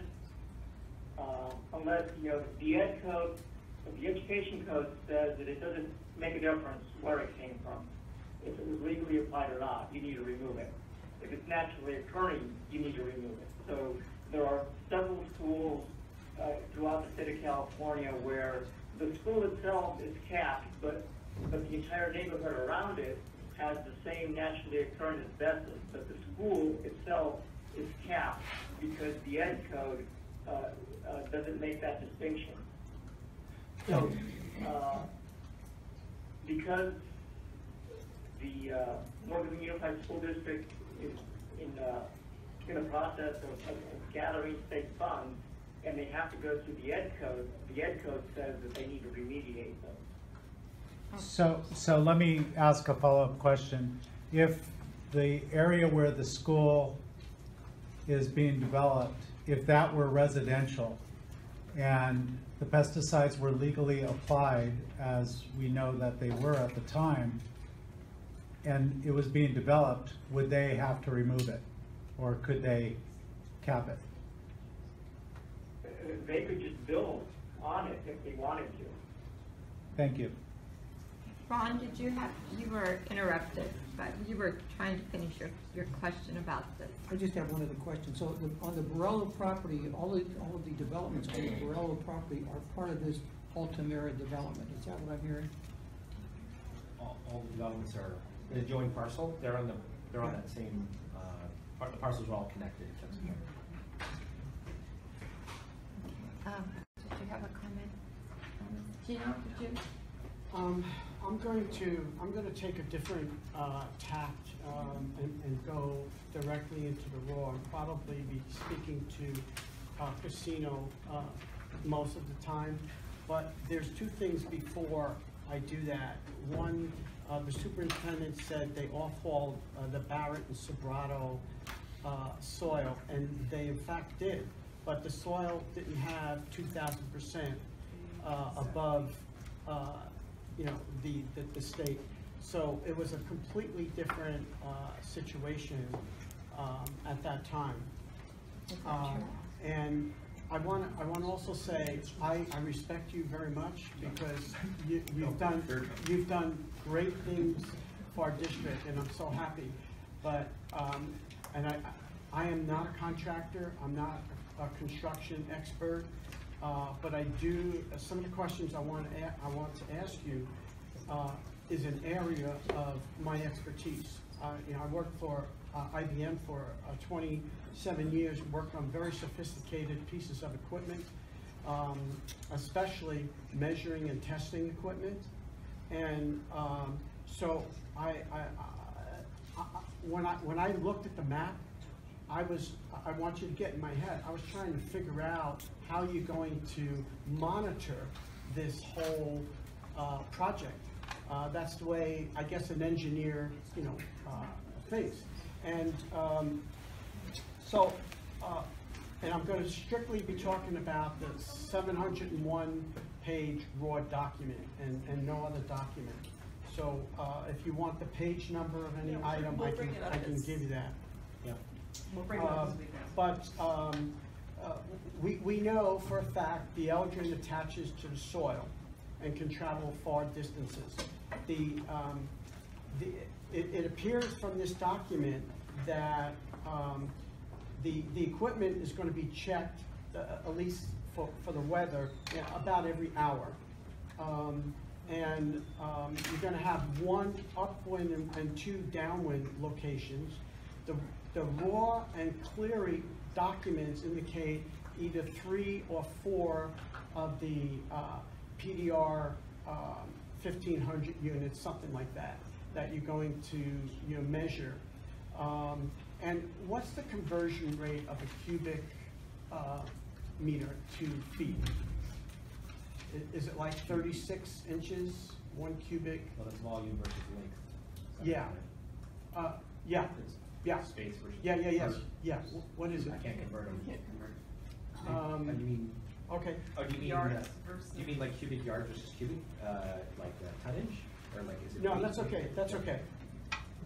What I found very interesting in this document, and it was actually the Cleary Consultants document, is the monitoring of the air, and they will do Can you it. tell us what page it is? So I can follow along. The document is, the page number of the document is 27. Is it the raw? No, it's monitoring, 8.3.1, the monitoring. So they're going to monitor the upwind and downwind locations at least once every hour. And you also indicated that the prevailing wind, at least from what you indicated on page 16, is 3 miles per hour from the Live Oak weather station. I thought that was really curious. So for the past 60 days, I've been measuring the wind and gust. And for example, like right now, it's 9 miles per hour and gust of 16. 2 weeks ago, the gust went up to 26, right at the San Martin airport. And my point is, I'm trying to figure out how you're going to accurately keep control over the dryness of the soil. So in other words, with 85-degree weather and winds, you're going to dry the soil much quicker. And when you put that stockpile over there, prior to putting it in the truck, there could be times during the day when a piece of it dries. So I found that to be a little bit problematic for me in how you're going to control that. And I really like clearly consultants really wrapping their arm around controlling inside that fence line. They seem to really have a good grip in controlling and making sure their workers are safe within that that fence line. However, in doing a deeper look at that, especially for the first 3 days, from what I gather, is they take measurements with the PDR 1500 unit and maybe some other units, like units, and then they send it off to Torrent for analysis and get a 24-hour turnaround and get the actual results from some of the readings of the amounts of dieldrin captured. That's kind of my understanding of that. So I further looked at that, and I looked at the stop work, which is on page, well, it's on page 77, but it's the exclusive zone action level. And the stop work, it's 0.05 mg over m3. Let me ask you, what's the accuracy of that? How are you going to control the accuracy of that? Because if that's the stop work, you're looking at a finite number, and you have to be right on the money on that. And so I'm trying to figure out with the, let's just say 4 units that's going to be placed around the area, how are you going to accurately monitor that with the 4 units that is indicated in the both clearly and DTFC documents? So I mean, do you have a good grasp on that? And I'll also sort of defer to that. I'm not a toxicologist, but I do have DTSC on the phone, and I know that Cleary's here. Sure, oh, there he is. So maybe they can speak to it as well as far as the specifics of that. Okay, Chris, could you come up and help and introduce yourself so that the public knows? I'm Chris with Cleary Consultants. Hi. So, I think in general I heard a couple things that those are very specific questions. Yeah, it's hard to hear you. If you could speak a little louder. Okay, I'll try. Feel free to move the podium up. It's not connected with anything. Then the people on the speaker. Yeah. That reminds me of a Saturday Night Live. Saturday Night Live there. Yeah. So, I think there are a couple things that I just want to address. One is you talked a little bit about hitting a target, hitting an exact measurement. The idea is more to get there or less.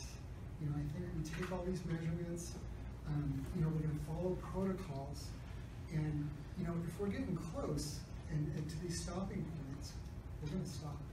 The point is not to get, are we, a thousandth under, we can still keep going. That's not the way this is intended to work. We're going to follow these protocols. The testing is to back up that what is being done out there is working, and we're not trying to hit a target. We're trying to stay as far below that target as possible.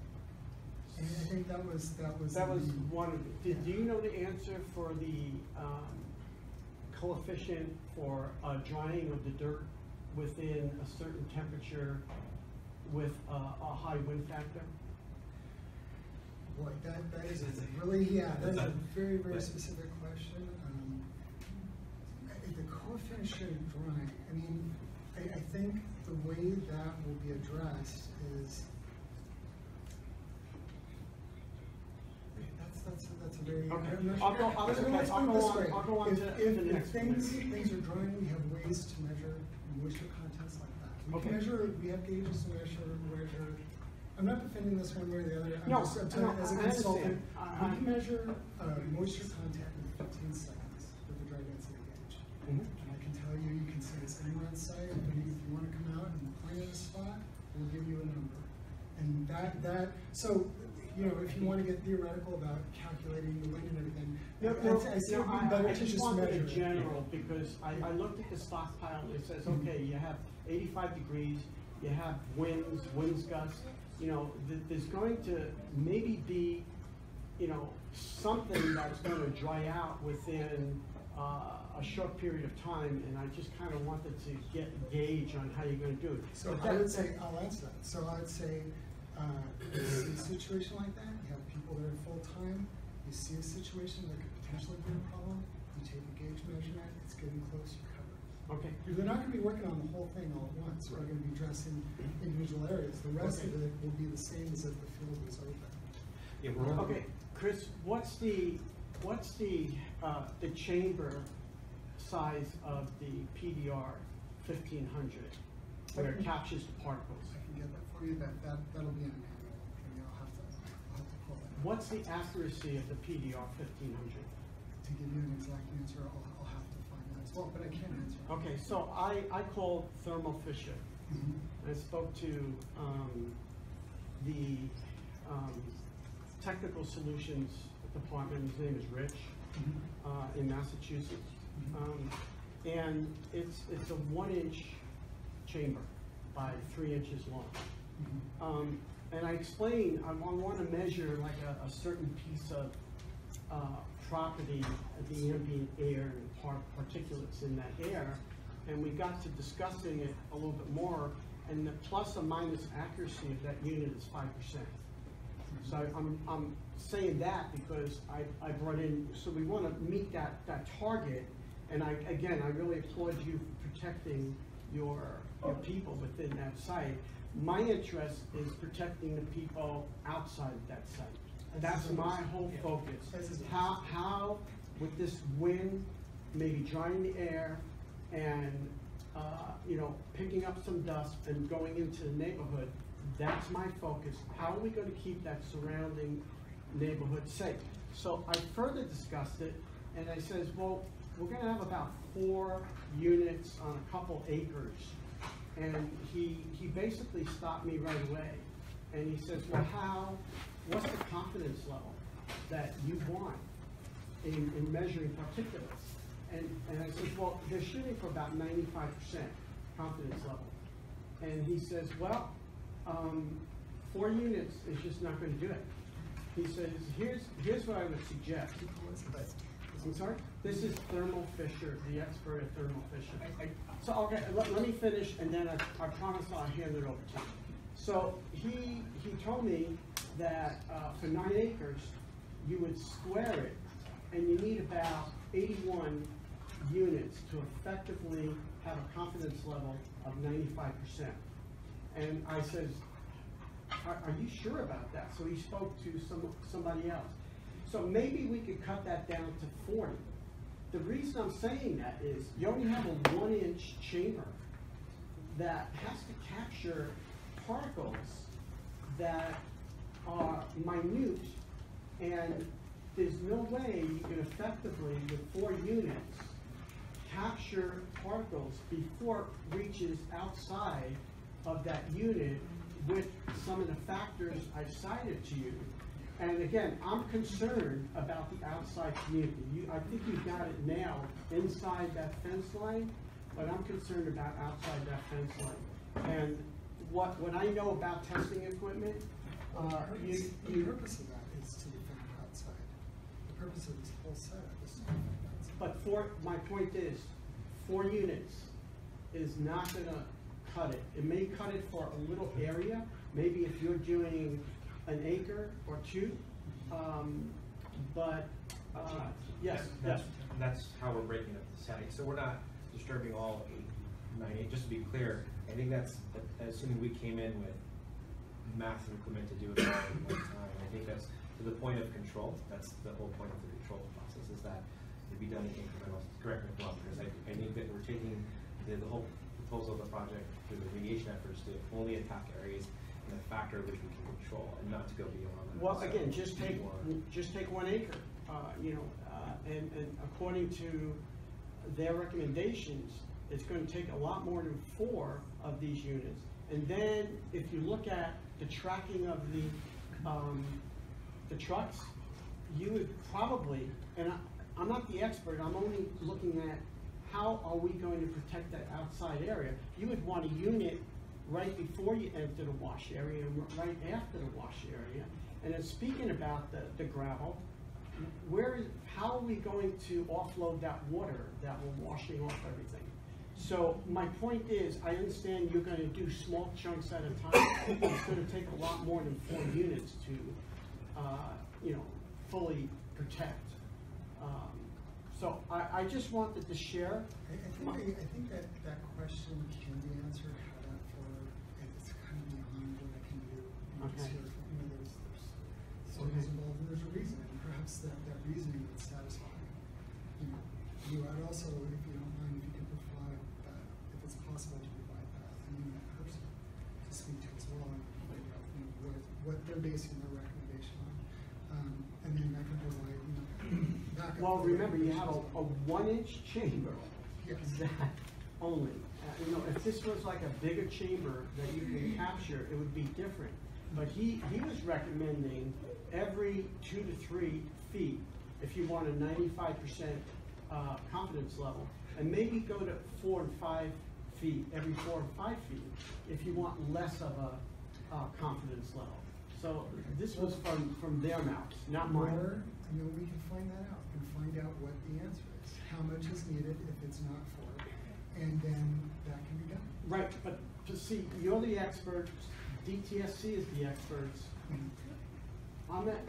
I'm not an expert in what you're doing, but I just put a scenario in front of you that, quite frankly, this should have been already thought about. Well, you've asked a very technical question. You've asked a very technical question that requires a need. I have to find out. Perhaps I don't recall exactly what the how that sample's collected. I gotta look at how that what the backup for that is, and it could be an obvious answer that you'd be satisfied with. But that is that's a very technical question. Thank you. It just needs some backup. Thank you. Tom? Are Yeah, you- Don? Hi, I just wanted to make sure we gave everybody an opportunity. I'm going to check Gino. Have you been able, have you asked your questions right now so we can see if Tom had any?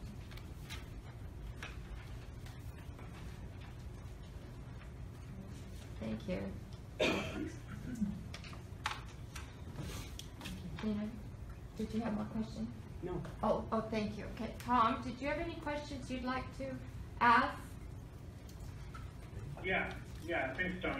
I appreciate you going around the table and making sure we're all considered, that we all get a chance to weigh in on this. I wanted to, I have a couple questions. Before I get to those, I just wanted to say thanks to a number of people. Thanks to Mary for proposing that we have this study session, and for DTSC for joining and weighing in on and being available for this call, and the consultants as well. Thanks to, I received many emails from community members. A few spoke with me personally, and I really appreciate the feedback and the perspectives from everyone. And I also want to thank Katina and Kirsten and Steve for the presentation and I think they're taking this very complex issue and really communicating it in a clear way, and communicating the key details involved in it. This issue has been one that we've known has been coming up on our agenda for a while, and it's a really serious issue. It's one that there's been people raising concerns about for quite some time. And I just want to note that the fact that we're having this meeting, I think, is an indicator that everyone involved here is taking this very seriously. Dieldrin is a nasty substance, and there's clear risks and clear unknowns involved here that make this a tricky issue. So as I've been weighing, all the things that we need to consider making this decision, I think one thing I want to recognize is no one in this room, or including myself in this other room where I'm looking at it now, no one here is suggesting the district build on a dirty or contaminated soil site. Everyone wants to, no one wants to see a school on that kind of a site. And the crux of the issue that I've looked at really comes down to, are we confident in the testing process for determining if the soil is safe before a school is built?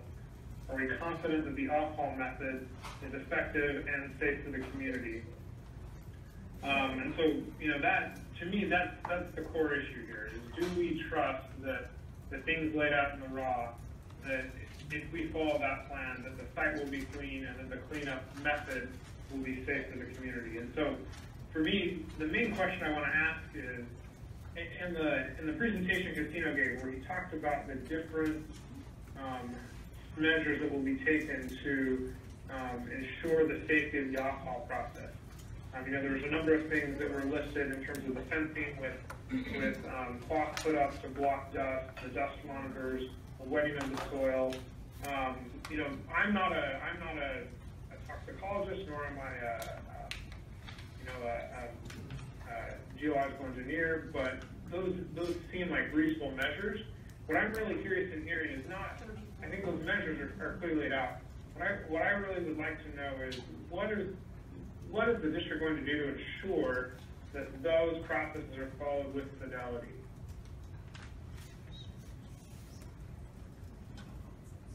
Right. So, so I think if I could chime in, so and I think that's, again, I want to echo that I think as somebody who grew up in the community, as a father, I don't want to build anything on a dirty site too, so I definitely echo all those. To ensure that we're following it with fidelity, I think is definitely the major reason why organizations like the DTSC, while having consultants and multiple measures, are why they're involved in the nature of Department of Toxic Substance Control, is to ensure that all risk is mitigated. There is no risk to either the end deliverable or during the conveyance of that deliverable to the district. And it prohibits us from building on anything until it's 100% clean prior to. So we cannot build. Our contingent site approval from the Department of Ed says we have to have a 100% clean bill of health before we're allowed to build anything on the school. So working backwards from that, we also have a duty in our risk management and our controls to not only protect the workers, but also protect the site. So it comes from consultants we're going to hire, such as clearing consultants to create the raw, to do the hygienist work on site and monitor full time. The DTSC will be out there as well. And maybe, I don't know if Jose or Milan are still on there, so maybe they can chime in as to their efficacy methods and what they do on behalf of the DTSC to ensure that we are checked, that there's a check and balance on the district to ensure that we are doing our job. Let's pause and ask them if they could speak to that. Jose and Milan, were you able to when the law is being implemented to ensure that all those precautions is being followed? So during the raw, we will do inspections. We want to make sure that everything that's in the raw itself gets adhered to. Some of the dust control measures are made to be very strict at the onset of the project, just to ensure that there is no dust or any potential for dust with contaminants to migrate off the site. And in addition to DTSC and staff oversight of the project, we, as Casino mentioned, do have an independent oversight, and that's a company like Cleary, or maybe it is Cleary. We haven't gone through the process to select a consultant that does the field oversight during all remediation activities. So that means at least one person from that company is there during all activities. They're documenting that in a narrative form that's a logbook that is ultimately submitted to DTSC as part of our closeout process. They're taking photos, they're recording all the measurements, all the sampling, and then at the very end, we're taking the confirmation sampling to confirm that we have indeed removed the contaminants from the property.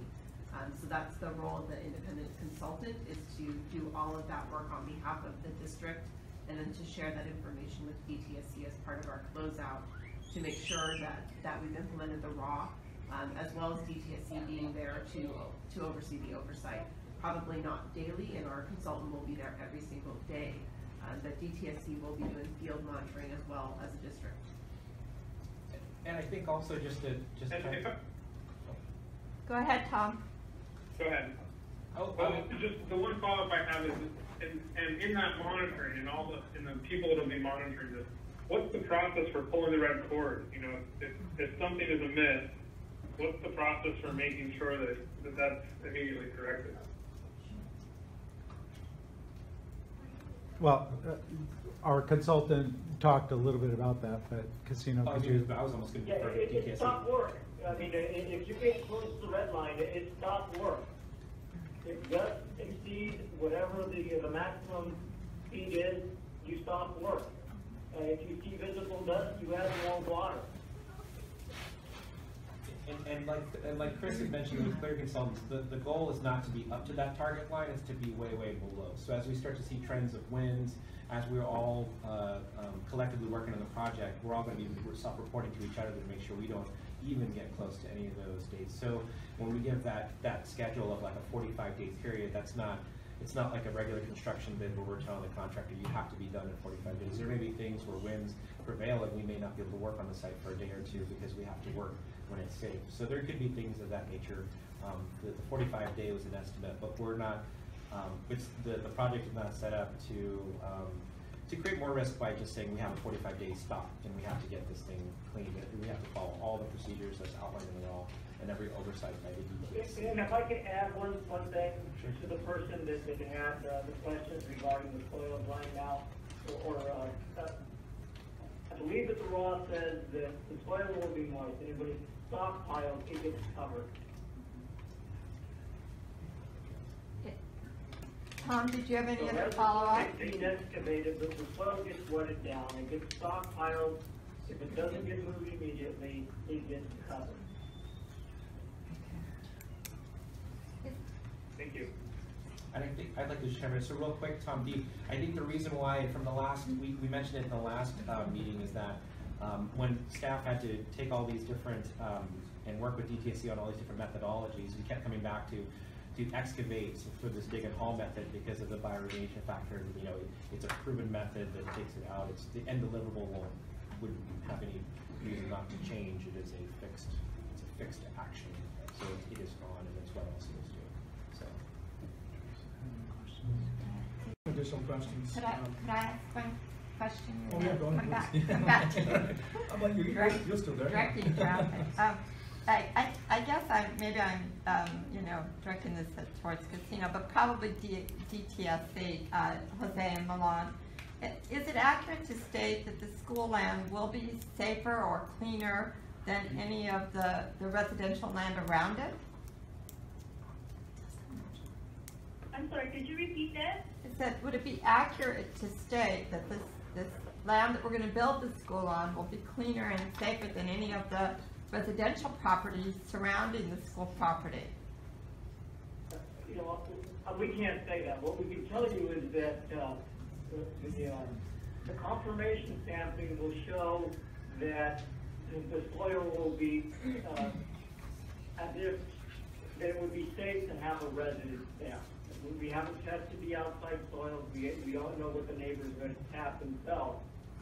But what we can tell you is that the confirmation sampling will leave soil that has levels that are acceptable or that are considered clean below our point of departure, which is a 10 to the minus 6 cancer rate. Thank you. Dr. Turner. Immediately with the comment from DTSC just now. One of the things that happens in science is that there's development. Science is a never-ending process, a never-ending journey of discovery, and the best scientists, and I'm a scientist myself, psychological scientist, know that there's so much more that we don't know than we do know. And I'm no expert in toxicology. However, I can do research, and I pulled out a journal article for the Journal of Environmental and Analytical Toxicology from 2016, a very recent article that just came out, and it's called A Critical Appraisal of the Threshold of Toxicity Model for Non-Carcinogens. And this is something that might be of use to DTSC. It's certainly relevant here. And what they basically are saying is, and this is from the summary, major regulatory agencies assume that there is no safe level of carcinogens, but that a threshold or safe exposure level exists for non-carcinogens. However, recent discoveries have cast serious doubt on the validity of this concept. 5 examples of non-carcinogens without an apparent threshold, one of them is dieldrin. And it is clear by now that the threshold model for non-carcinogens may seriously underestimate actual risk. Risk assessments can no longer assume thresholds for non-carcinogens when the shape of a dose-response curve is linear at low concentration. So I know that the standard in the industry and the DTSC uses the 0.034 mg over kg as the so-called safe standard. But according to the most recent toxicological research, that's not what they're seeing anymore. So there's a need, if we're looking at the future, if we're looking at protecting children, we need to look at what we're doing more deeply and have some humility that maybe the standards we have today, just as we thought that cigarette smoking was safe many years ago, now we know it causes cancer. Just as when I started doing autistic counseling with autistic kids 40 years ago, there were certain things about what was considered safe and now it's considered unsafe, and there's other connections. I think we need to look at things more deeply. And one of the points that I was very concerned about when I looked at the new data, I was very anxious to see the new data. Didn't see it till Thursday. It had been available, but I didn't see it since Thursday, unfortunately. And the first thing I found out was that, yeah, there was a retesting, but the retesting was only done in terms of 25% of the samples in sections A and B. Sections A and B, which were the diagonal strips that cut across the, I think it's listed on the pages here. Okay, yeah. Yeah, there it is. Okay, and so what we also could do is we know, according to the work plan, the design for the school, that we're going to have some grassy areas. We're going to have some grassy areas here. One of the grassy areas is going to be a soccer field that extends in the upper right-hand corner of this field. That's in the so-called Area C. Area C was not retested in 2017. Area C has not been tested since at least 2016, if not 2014. Area C comprises 56% of the soil. And not only is it the soccer field, but ironically also the green space, which is in the middle of the quad, where the kids will be playing in grass. So I think this is very, very short-sighted.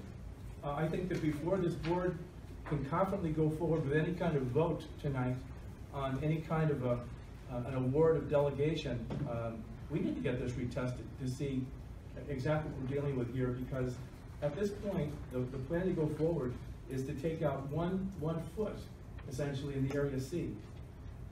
That's one element. I've talked, you know, again, I'm no expert, but I've talked to various people who are. Can I respond to that? Yeah, go ahead. Okay, so my understanding was that the retesting was done was to further delineate some areas where there were some gray areas in terms, I mean, some gray knowledge in terms of how extensive the contamination was. Yes. Just to try to pinpoint the areas of contamination a little bit more. for the Now, purpose of reducing just because it the says total we amount of. want to finish, that's please. their initial slide, then they're gonna do confirmation sampling, and that's gonna get peppered with samples at that point. If those levels have not been, if you haven't reached your goals yet, you're gonna keep digging. Well, here's my point, Jose. My point is that this is a unique point, this is a unique property. This property was already remediated back in 2004, 2005. We come back 8 years later, it's highly toxic, 2,000%. 2,000% of the so-called safe level, which scientists say maybe is even safe. We know that there's other properties available in town. Sabato and Barrett didn't have these kinds of problems to this extent. They didn't have it. They didn't have to go to this extent. You could look on a viral store and see exactly what they had to do. It was not like this. And we're talking about 30 to 50 truckloads going out every day over a 45-day period. And Trustee Borello is concerned about dust. I'm sorry, when I looked at the CEQA, when I looked at what Flurry put together, when I looked at the various reports that we just have seen in draft form, I've seen so many contradictions. I've seen reports about anywhere from 1,400 to 2,100 truckloads going out. I've heard anywhere from 30 to 50 truckloads. We actually don't have a concrete plan. This is a draft plan, and I'm just very concerned about the detail. I think the devil is in the detail. I think Trustee Borello was giving one example of possibly many. We're rushing into this at a time when we do not have a current need for a new school. We know that there are other properties available.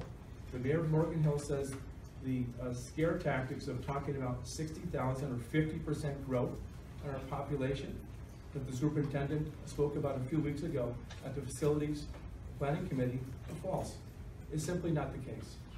And so we have options available in our current facilities. We have one school, which is the Central High School currently, which is formerly an elementary campus. It's being used for about 100 to 125 students. It can take up to 500 students. Why are we taking a risk? Trustee Gerard, why are we taking a risk? Why, can I finish? we have a point of order. We need to extend the meeting. Yeah, I'm Okay. sorry, I didn't want to interrupt with that, but we do need to extend, and I would like to hear a motion to extend to 5:45. Trustee and Teresa, thank you for the second.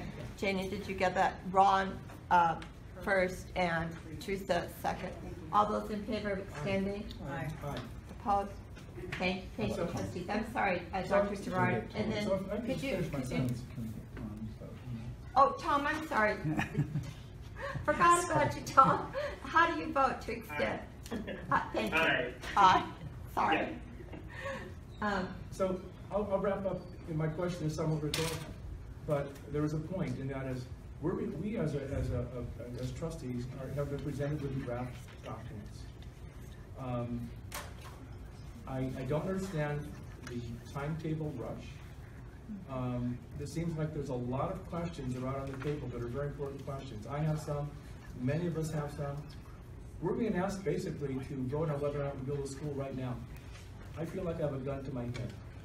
And I feel that, I know that some of the trustees have not spent a tremendous amount of time going through these documents just by the questions that they're asking.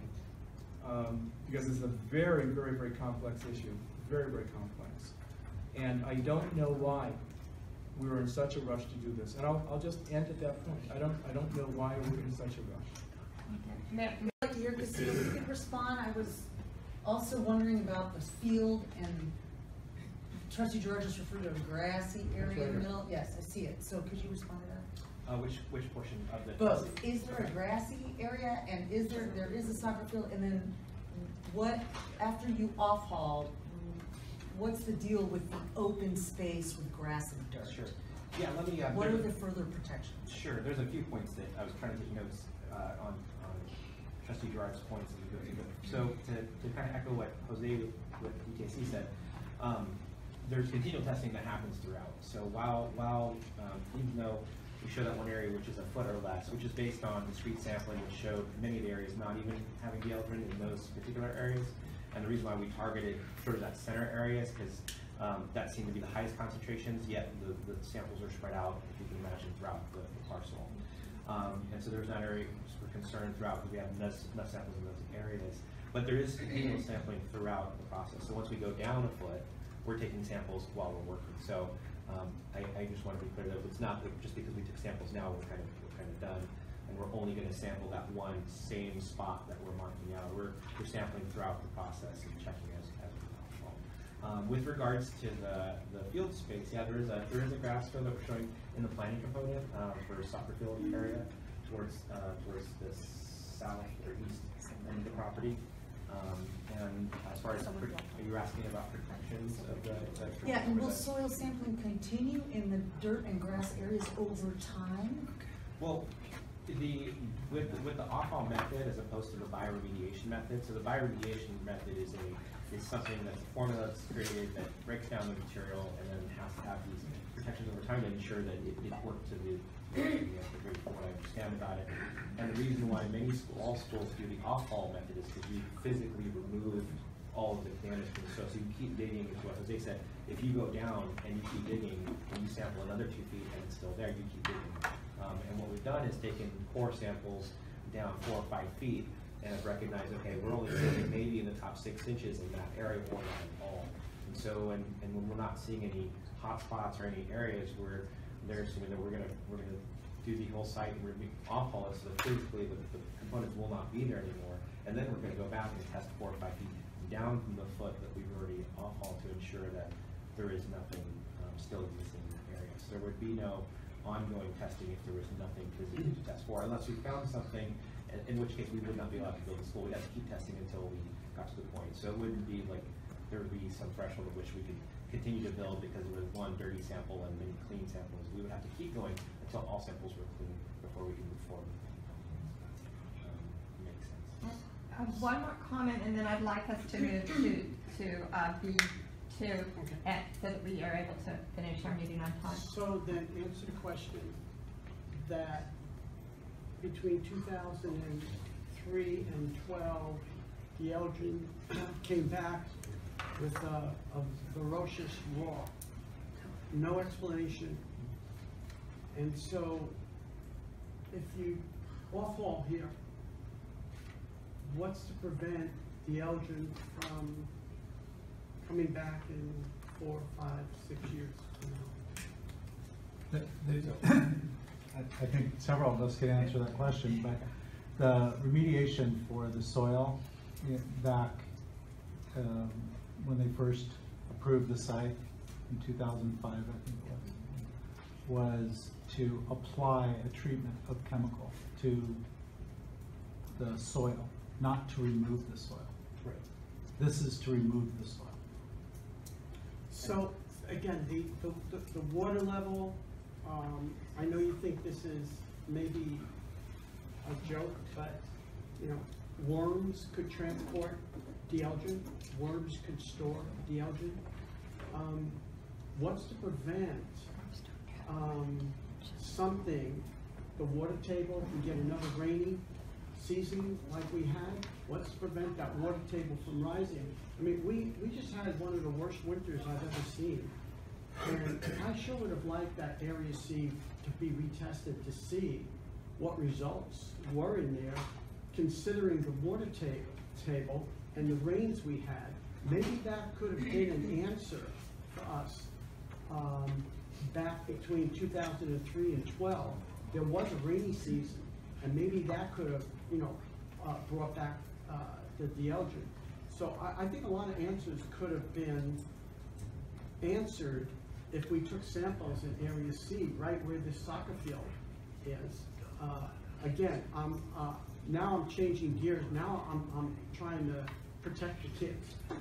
Before I was trying to protect the community from the operation. But now, that's a good point that Trustee Gerard brought up.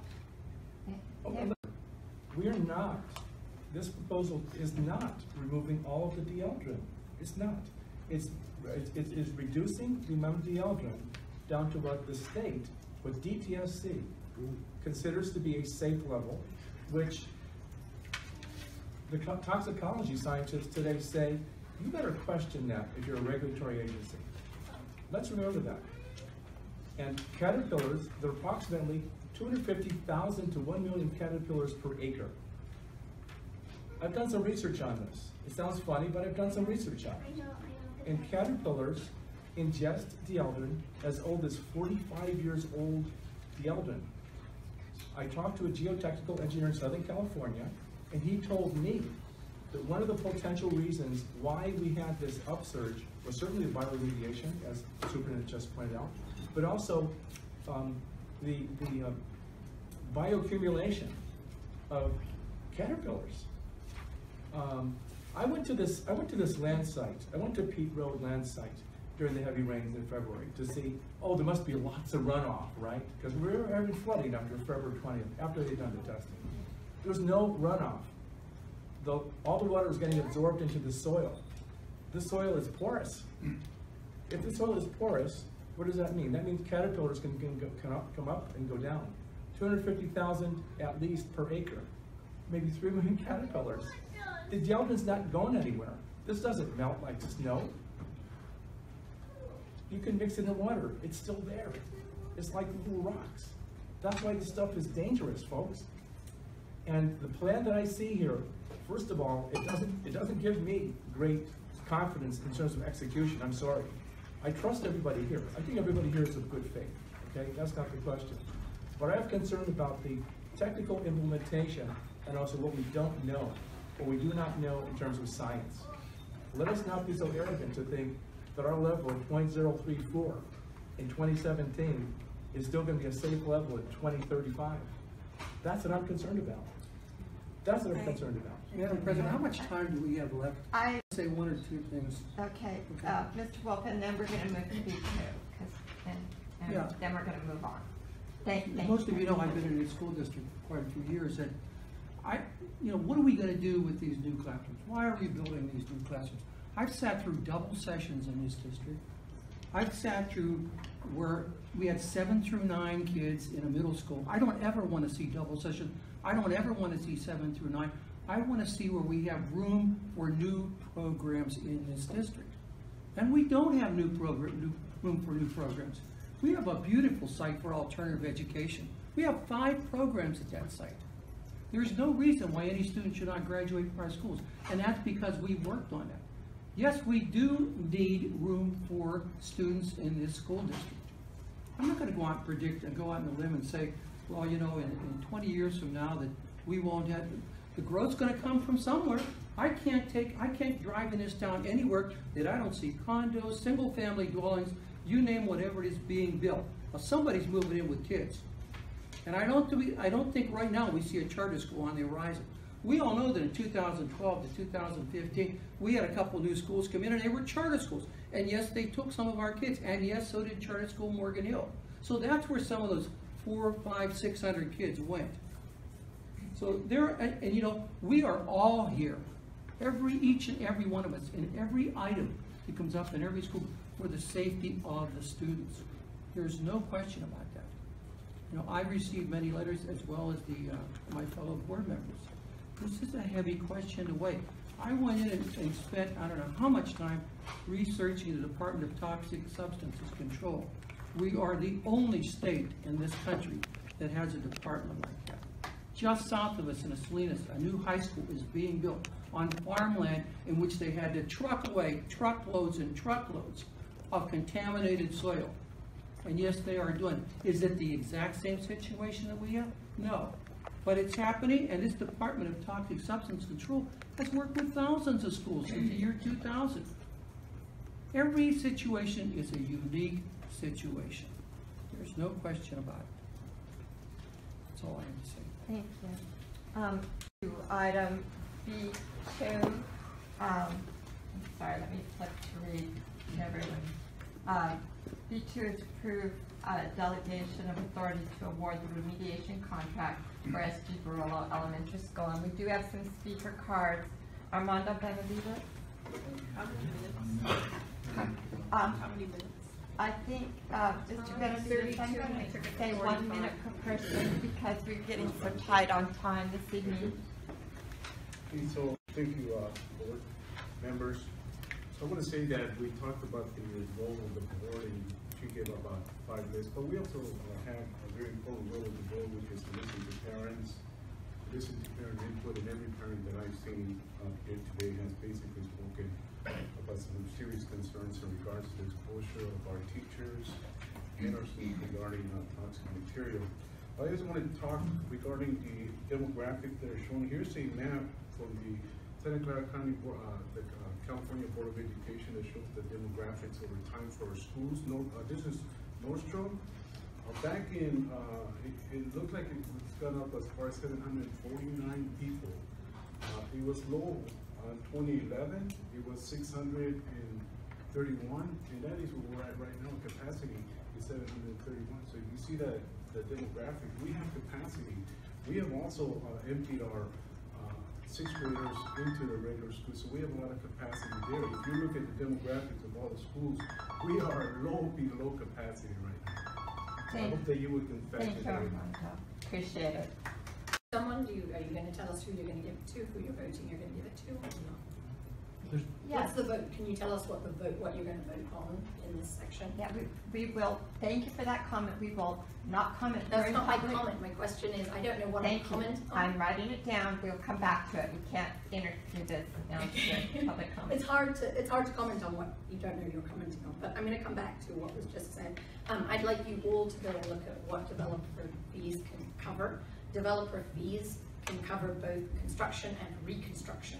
When we went to that meeting a month or two ago, much of that stuff is reconstruction and not just and some construction. So saying that all of the money for this Borello project could not be used for those current schools is incorrect. So please go do your research on that. The other thing is, I don't believe your law states that you will continue digging down.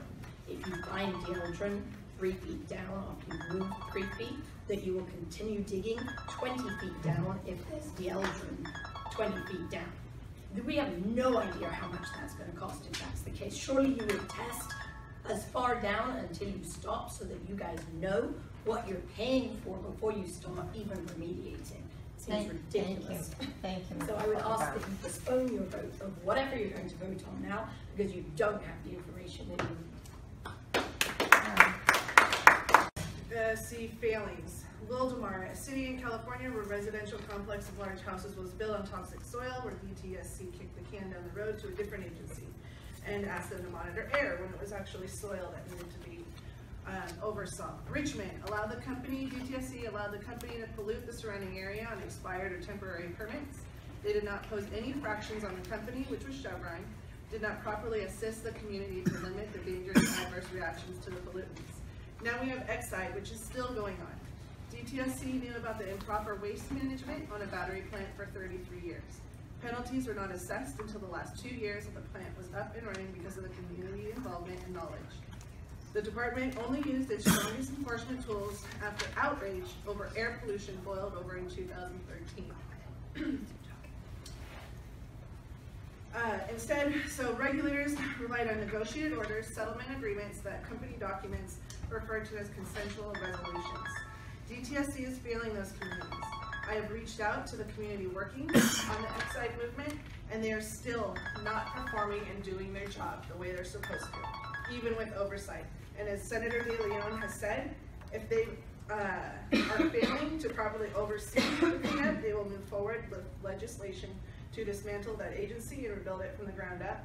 And as of last night, I have confirmation that that is happening. Thank you, Ms. Board, we are discussing the approval to delegate authority to the superintendent and his cabinet to award a remediation contract for the SG Borello Elementary School.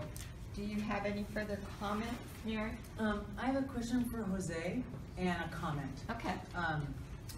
Jose, my question for you and possibly Milan is, I too have read with concern some of DTSC's recent history in your commercial sector and residential, Jose, if I'm not mistaken, you represent the school evaluation branch. And is there anything you can say, Jose, on the reliability of the school evaluation branch and the overall credibility of DTSC at this time? I don't want to put you on the spot, and I understand if you can't answer that, but if there's anything you can say to enlighten us, I would appreciate that. We're under no political pressure. We want to make sure that students and staff are properly protected for school construction and citing the schools. But I can tell you. And thank you, Jose. And so I've done similar research, not as extensively as Ms. Hartley, but I haven't found any area regarding the school evaluation branch where our state department has required lots of scrutiny. I think it's important to note, I think Ron might have misquoted a little bit. What I've learned about DTSC is that they are, here's my comment. I trust government. I realize I may not have a lot of fans of government in my midst, but this is how I feel. And maybe that comes from being the daughter of a 25-year serviceman in the U.S. Air Force. I don't know, but I trust government, and that's why I was put in public schools, and that's why my kids are in public schools. I trust my children to the governmental processes every day in their public schools, as well as many, many other governmental processes that protect us and keep us healthy and safe, as you all do. Law enforcement, fire services, and public health services. I've also worked for government as a public health professional. I've helped craft laws and helped craft regulations that keep women and children safe, which is my area of passion. And I believe that our system works. And so when I see the EPA and the California EPA has a DTSC that is giving us the go-ahead to proceed with a process that they feel confident about, as a citizen, I choose to trust my government in many, many ways. Now, Trustee Gerard and I recently enjoyed a cup of coffee at my local Starbucks in San Jose. We were sitting on top of a Superfund site. So on this Superfund site, which is the nastiest, most horrendous, hazardous waste that the United States government can find and then commit to repair, 20 years have gone by, they remediated, so the United States EPA found the problem, the United States EPA committed to remediating, and 20 years later, David and I were sitting blissfully, well, I was sitting blissfully, blissful. drinking coffee on top of that site. So those are some of my personal experiences. I walked away from our meeting where we discussed, in fact, some aspects of this decision, and thought later, my gosh, how are we going to arrive at this decision? And then I was thinking to myself, I trust government, and I trust the DTSC regardless of the issues that they've encountered.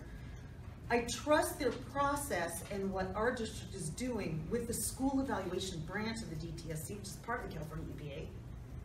California EPA, as many of you may know, is seen as a leader nationally for environmental protections, and some would say in the world for environmental protections. I'm proud of our state EPA. So all that, given the fact that I can bicycle to Starbucks and drink coffee on top of a Superfund site,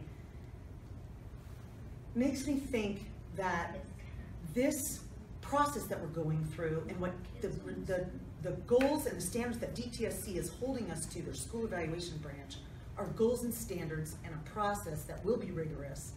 And I would like to picture myself drinking a nice beverage on a beautiful school campus in the future that we know is clean and that is providing the jobs and the education that that community deserves. So that's where I'm coming from, and that's what I'm struggling with as kind of a government contributor and fan. So I understand that, and the site was capped.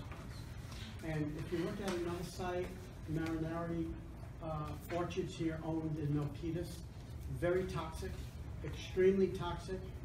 but and developers wanted to buy it. But the city had the courage to say not for residential use.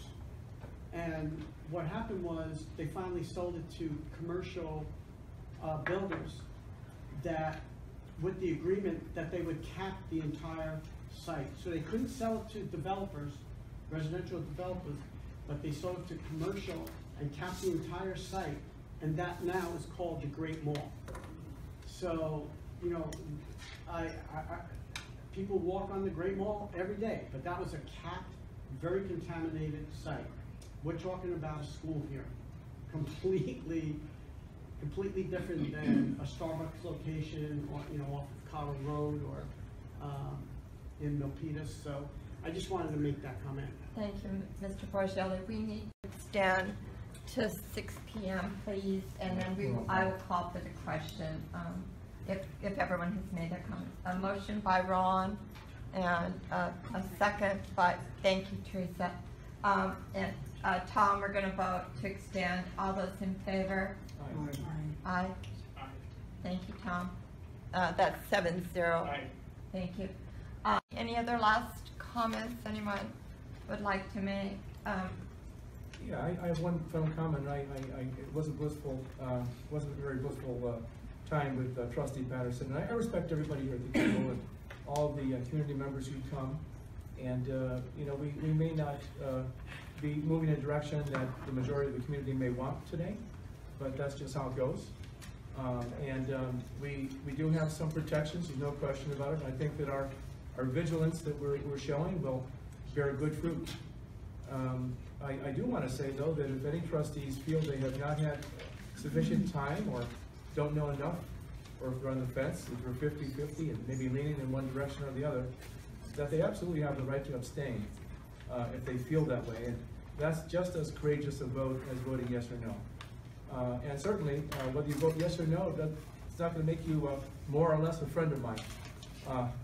We are a board, and we have many other issues that we will be tackling as we go forward. This, for me, has been one that has been a heartfelt one. It's one that I'll really have to, when I go to Denmark a couple days from now, I'm going to have to reflect on what that's going to mean for me, frankly, if we go in a particular direction.